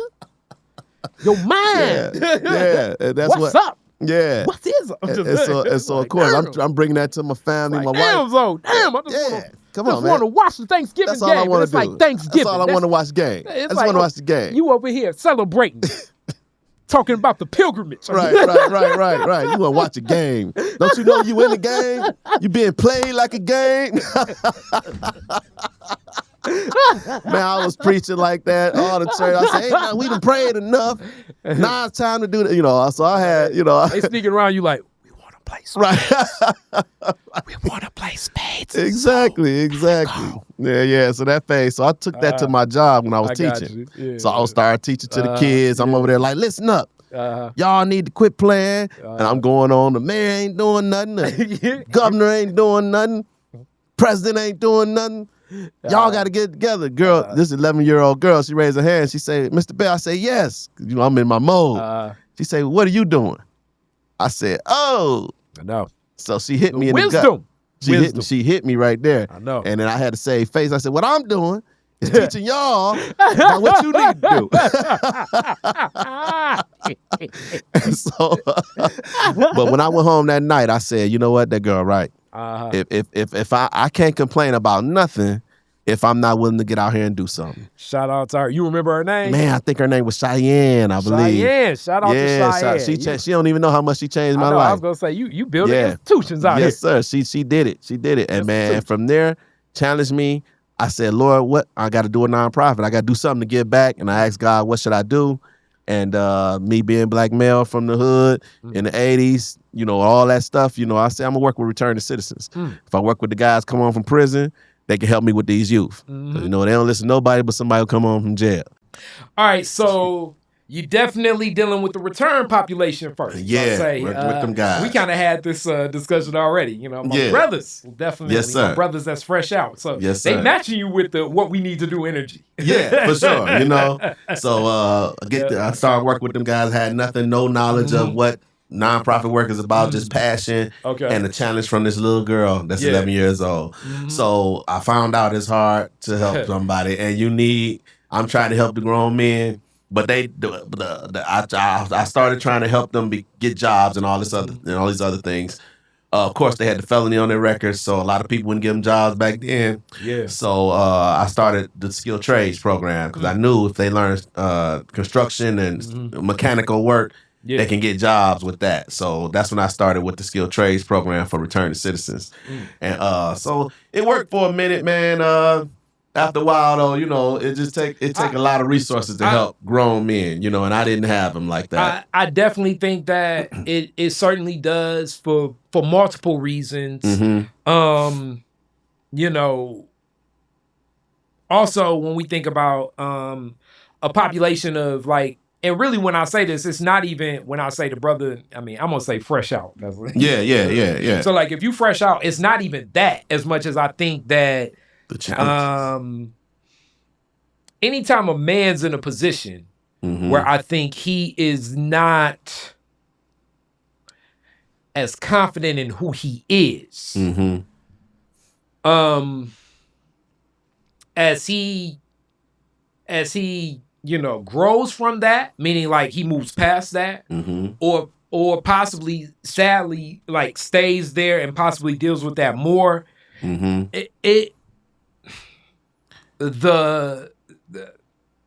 The edge that a brother can be on, it can be tough. Yeah. You know, let alone if it's one or two. You know, many of us have even seen it in family. Now if it's multiple, it can even be more. Yeah. So when I say this, I share this to always say, you know, some things, back to like some quotes they say, you gotta let a man walk their own path. Right, and even right. some interactions that I've had with brothers, I know when people say like, why you do this or why you do that or why you do it, and it's like, because at times, you sometimes gotta let a man follow their own path. That's true. And kind of be present in times of, you know, where they asking for help. Right. When they want the presence. Right. Because when we trying to figure stuff out, Right. I ain't even necessarily saying the dangers are like something that could be violent or whatever. Right. But it could definitely lead into like a lot of static and a lot more, because we can start like projecting a lot of like, you want me to do this and I ain't trying to. Brother. This is what I want to do. This is what I'm supposed to do. And you be passionate about it because that's really what it be. Right. You know what I'm saying? Like, look, Yes, I got sir. a path for you. That's a path that I think is solid from the outside in, because it's a job. It's a place to live. Yeah. You just got to learn how to do drywall. And he's like, nah, I'm an artist. Right, And I need to do this. Right. Stop trying to have me do that. Right. And you can make arguments that it's some truth in both. It's some But truth in both. Either way, I think that in what I've observed and over life, the best place to be is to step back, and when he say like, yo, I need some paintbrushes or I need some canvases or I do need that drywall class. Here you go. Right. And then that's where it was headed. But you know, I helped him with the art too. So whatever you needed, the situations came with me when you know, I wasn't moving fast enough, but all of that, because I didn't have that part capacity. of all of that, everything. all of that. I mean, if you ever want to hear exhaustingly how things are done wrong, ask somebody that was a brother next to somebody that seems as though that things went right. Yes, sir. You know, I love my brothers. You know what I mean? I love my brothers. I mean, shout out to them. But shout out to my bros. A Dame Dash will tell you everything about what Jay-Z was supposed to do. For sure, you know what I'm saying? Sure. And that's another thing that also can present itself too. Yeah.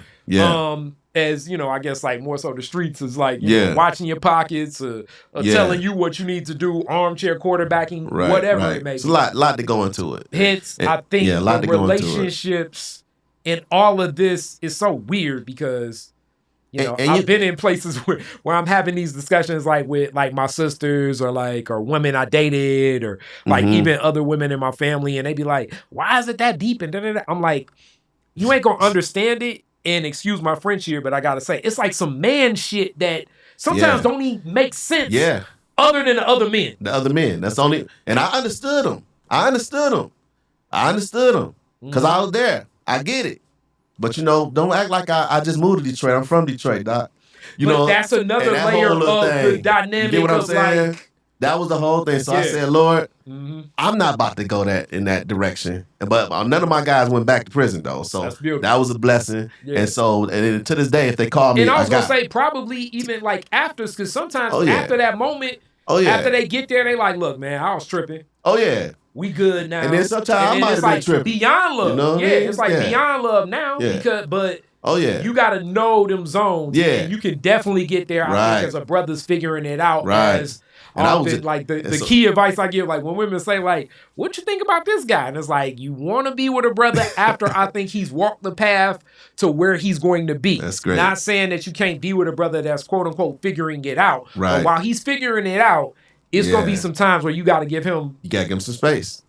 Yeah, yeah. You wise, man. But you know, I'm fresh trying to do what this girl told me to do, and I ain't know anything. But what I said Hey, was, bro. God, I can't do it like this. No, I don't have enough capacity to help the way I want to. The only reason I Yeah. know this is all my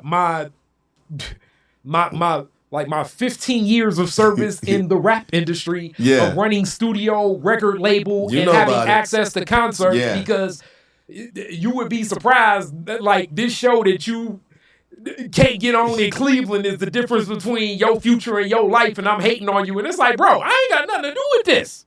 Nah, I'm trying to help. But I had to You know- learn how you to know how it manage go. that. You know type how of it go. stuff. Yeah. You know what I'm Look, I saying? had a record. I call myself out a record label. I had all that stuff too. You know, that's why I got a studio in the church now. I'm putting. As the people know that do hip-hop, it, you know? I say more power. Yeah, yeah. More power But to you, bro. that one's strictly for Fun. other stuff. But, you know, but yeah. But from there, so the Lord told me, you got to get to them before they get to prison. Mm. And then that quote from Frederick Douglass came, it was easier to train children than to repair broken men. Mm-hmm. And so that's when I started saying, I'm going to help some of the moms, the young moms who are having these children and don't have the support they need. Yeah. I can help the young moms.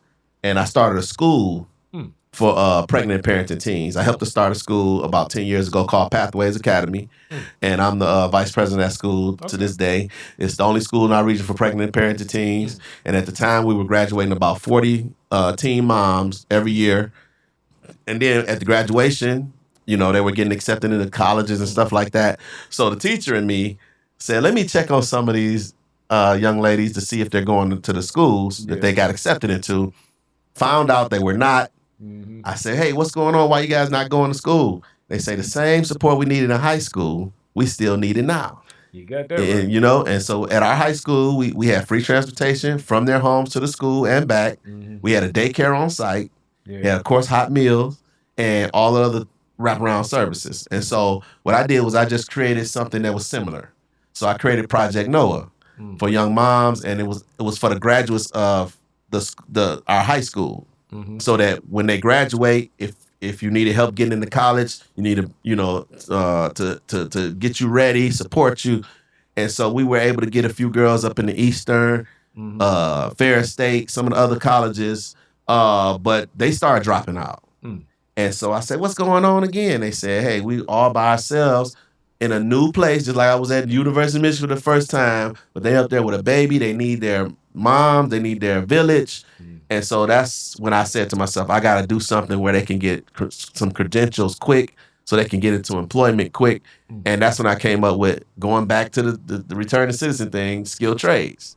So now I teach the young moms in skilled trades.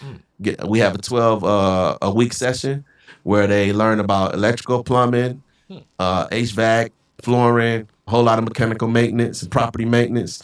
And then when they're done, they get a stipend for $500 when they pass their test for OSHA 10 or OSHA 30. Okay. And then we help find them a job, and then I help them buy their own homes. So all of that stuff for me being a loan officer, all that is all taking place. And so to this date, we have about 340 moms that went through our program. Beautiful. And we got about a good 70% of them when we started, because we started in the schools first, just going in tutoring. But the last 3 years, we've been doing the skilled trades piece. Okay. So we've about 70% of them have their certification. So that's the very bare minimum certification to get into the construction field. And from there, we start to get them jobs. And I got 2 girls now, man, that bought their first home. Okay. So they're homeowners, young moms at 23, 24 years old. So now they're on their way to some generational wealth, you know, something that they can, just like with my mom, you know, and I'll teach you how to refinance it if you need to later on, start your own business, have the funds to do what you need to do, sell this one, go buy a bigger one, whatever you want to do, you know, just having the options, you know, that variety we were talking about. You need some options, Yeah, that's beautiful. That's beautiful. Yeah, and so that's what we do. We got 1,700 total in the program on our waiting list in Detroit. Okay. 3,000 total over the state of Michigan. So we're in the process now of just trying to expand our services, because right now, with the capacity I have with funding, I can only service 20 girls at a time. Yeah, 20 I was gonna moms. say, that's a lot. Yeah, 20 moms, and we provide free transportation, just like the school. We bring them to the church. We have I pay for a free meal for them to get to a hot meal. Then I pay for a daycare attendant to watch the kids, and they take the kids to the daycare, and then they go to the training center. Yeah, and then they learn the skills, and then we take them back home. I was gonna so it definitely like towards a close here. I guess the first question is like, I don't know what you're working on. If a person wants to find out more information, help, or be present, where should they go? They can go to our website at redeemdetroit.org. That's REDEEM Detroit.org. No ED on the redeem. Okay. And of course, our phone number is 844-773-3336. Okay. Or 844-7REDEEM. Okay. And you can leave a message if nobody answers, and we'll get back with you. And of course, the website is always good. Email abel@redeemdetroit.org. I will one day. I'll be able to give you my cell phone number, but got you, my brother. Yeah, but yeah, thank you, man. And y'all just pray for me. We're working with these young moms, and eventually we're gonna ask the girls where the dad, or the young ladies where the dad of the child is, and we're gonna do the same program for the dads. I got you. So we'll do the skill trades for the young dads, and now we might even be able to put families back together, and who knows, I might even be able to marry some of them. Come on down the aisle. We shall see. That's the hopes. I would say definitely applause and blessings and grace with that journey and that step, and just being present in community and just sharing your journey. Thank you. I want to add one thing really before I get to the classic Detroit is different question is similar to how you say like different people see different things from the Bible, and Lord knows I am no theologian at all. I can just be a nerd about different information, but also I urge people to kind of like have a better understanding of the journey of the disciple, or the chapter in which you're reading, because Peter's view towards the world is so different than Paul's view. So like to contextualize everything happening in those passages and the relationship with Christ and God itself helps it, for me at least, understanding where things stand. Right. You know what I'm saying? Right. And also in different arcs of life where you may stand in other places and spaces. Right. That's 100%, Doc. You can't just pick up something and just read in the back or the middle and just skip around. You have to know the whole proper context of, number one, the whole Bible. Number one, what is the whole context of why this whole book is written? That's number one. Then, as you go to each book in that Bible, what is the context behind this book? Who wrote it? What was the time that they wrote it? Where were they? Where's the geographical area? So you got to approach it from all aspects. You know what I mean? And even to know that our people, are present in the Bible. The main characters. All through it. The main characters. Yes. And so not knowing that will give you a different view. You know what I mean? But when you know that, certain things start making sense. You be like, oh, I see. You know what I mean? I make a lot of jokes and stuff. I say stuff like, it was a time where King Herod, he asked the lady what the girl danced so good in front of him. And he said, look, you dance so good, I give you everything up to my whole kingdom. What do you want? I say, that girl's a sister. Because nobody dance like a sister, you give the whole kingdom. So, it's just throughout the whole Bible, you have to look at everything context. Like I said, you have to look at the original Greek, Hebrew, because there are certain type of words that were translated in Old English. And not to say that it's wrong, but it's the right perspective. You know what I mean? Understanding what they meant when they said what they said, you know? And you certainly have way more knowledge and and understanding of this. As I'm nodding, it's more so just from what I've picked up from interactions with others and what I've studied, and having even more so the understanding of theology itself, which is really from everything that I've learned, it's even less about the Bible and more in understanding many different interactions with faith and people's relationships with faith, and then furthermore how to take text from faith and apply it towards everything. So because I mean, you know, these stories are written, these things are written for us to be a witness to us. To every situation you go through, you can go find it in the Bible. How did they handle it? You know, what was their relationship with God? How this is an example of how you become righteous. This look at Abraham or look at this person, and then still see that they made some mistakes. So it's a lot of things that are there for our learning and our upliftment. I mean, to be uplifted and to just see that they were people just like us. Solomon said, "Ain't nothing new under the sun." But you know, as we study the Bible, and like I study things from a scientific perspective too. So when we look at things like the law of thermodynamics and the universe, the laws of entropy, you know, a lot of the things that I study in science, you'll start to see that the Bible had already talked about it. And so you can see it's a divine inspired book, inspired by something more than just a man. You get what I mean? Because there are things in there that you can't explain. There are things in there that, how would they know that already? You know, if you know, we're just not finding this out. You know, and also on that flip side, it definitely, like most things connected to man, you know, it's a tool. It can be used as a constructive tool and as a destructive tool. Yeah, it's all dependent upon your perspective. Now, if you get taught wrong, you know, I could take a pencil that's been purposed for me to write, and I can turn around and stab you with it. That wasn't the purpose. You get what I mean? Exactly. And so, you know, but the more you know, like you can't tell me this is the white man's religion. You get what I'm saying? I know too much. Yeah. You know what I mean?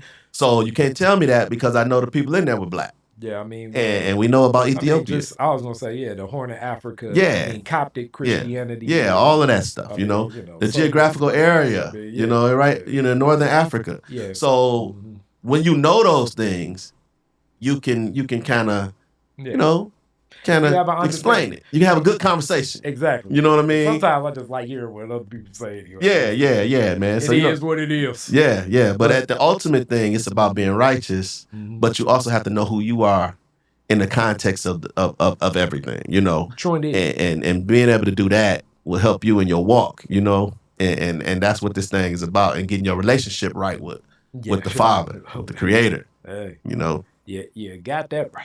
Gotta believe in something. Yes, sir. So, yes, classic sir. Detroit is different questions here. First one, very first car, year, make, and model, year you get it. Oh, man. My very first car that I already got, or the one I'm going to get?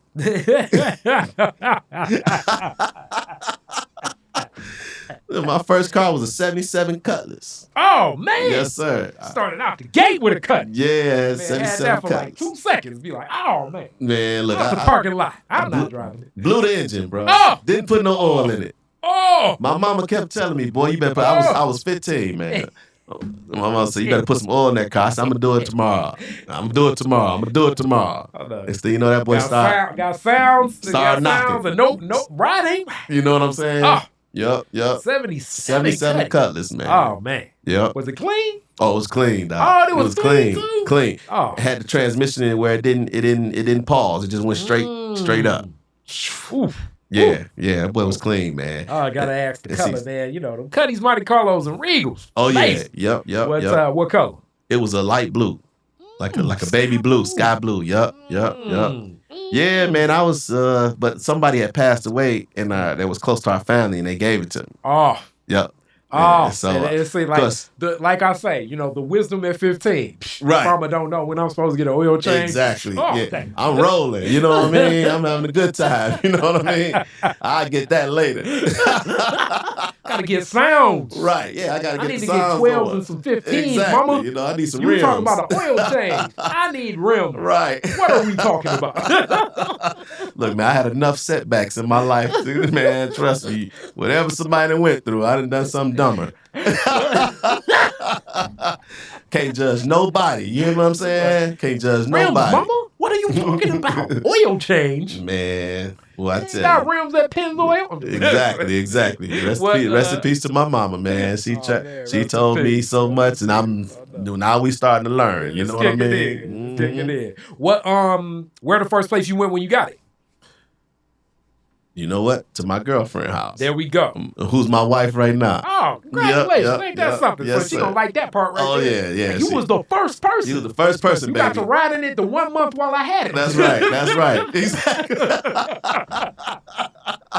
But why you ain't tell me to get the oil change? Now that I think about it. You knew my mama was right. Right. Yeah, man. All right. Yep, we've been married. We about to be married 25 years. Congratulations. Coming up. Yep. Congratulations. Thank you. Next question. You're the DJ at the end of the fireworks, Woodward and Jefferson. You get to play 2 songs. What songs you playing? Oh, man. Let me see here. Woo. Well, I got to do one church song and then one. Hey, man. I'm going to do Jesus Will Work It Out. Okay. I'm going to do that one. Okay. And then I'm going to do, let me see here. Where we at again? The Grand Prix? No, this is the fireworks. It's over with. Fireworks. People going home. Man, some from that 400 degrees. Probably man, what was that Juvie song, man? I can't remember the name of it. I probably play Hot Boy from that one. Yeah, that might have been it. That one. I can't remember the exact name of it. It sounded excellent in a cutlass. Excellent. Yeah, so that song was made in thought process. Yes, Manny sir. Fresh was like, man, if you got that man, 77, Manny boy, Fresh is cold, man. Yes, sir. You got it. And it's Yes, like, sir. oh, Yes, sir. oh. I grew up Pastor Bell had it for a moment. Yeah, for a moment. Manny Fresh was telepathically like, why you ain't get the oil change? Right. You know what I mean? Could have rolled longer with the song.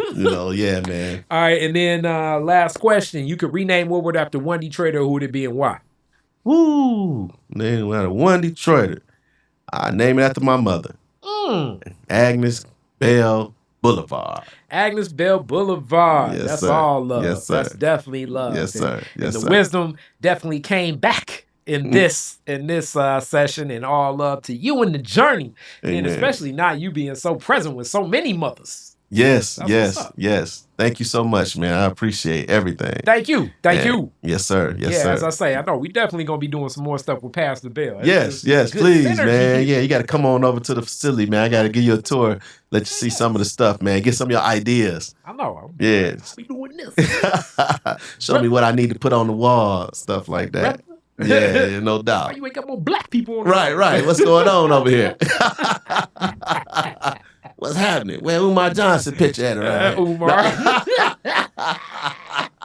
And Umar skits be killing me. Man, he be having me cracking up. I know. It's like I just look at him like it's comedy now. It's like him and Drewski, man. Drewski is hilarious, man. That guy. when they did the skit together. Oh man, them boys is crazy, man. That boy Drewski is crazy. I know, man. Hilarious. But yeah, I'm down to earth, man. You know, because God is just good, man. I know where I came from, man. I'm just grateful to be here. I ain't gonna switch it up for nobody, man. You know. All right. Yeah, look after our brothers, look after our people, man. I love it. Yep.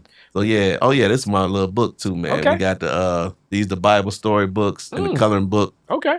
With the black characters in there. Okay. To show the children, you know, what the people look like and you know, giving them some representation. You know, as shout out, one of my favorite East Siders used to say, it's like, I ain't with that Jim Crow Jesus, white Jesus.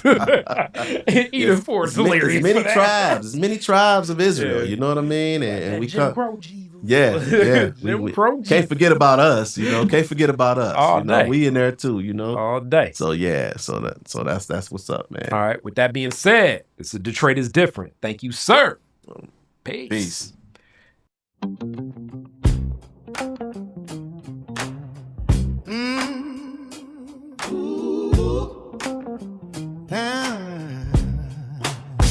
Detroit is different.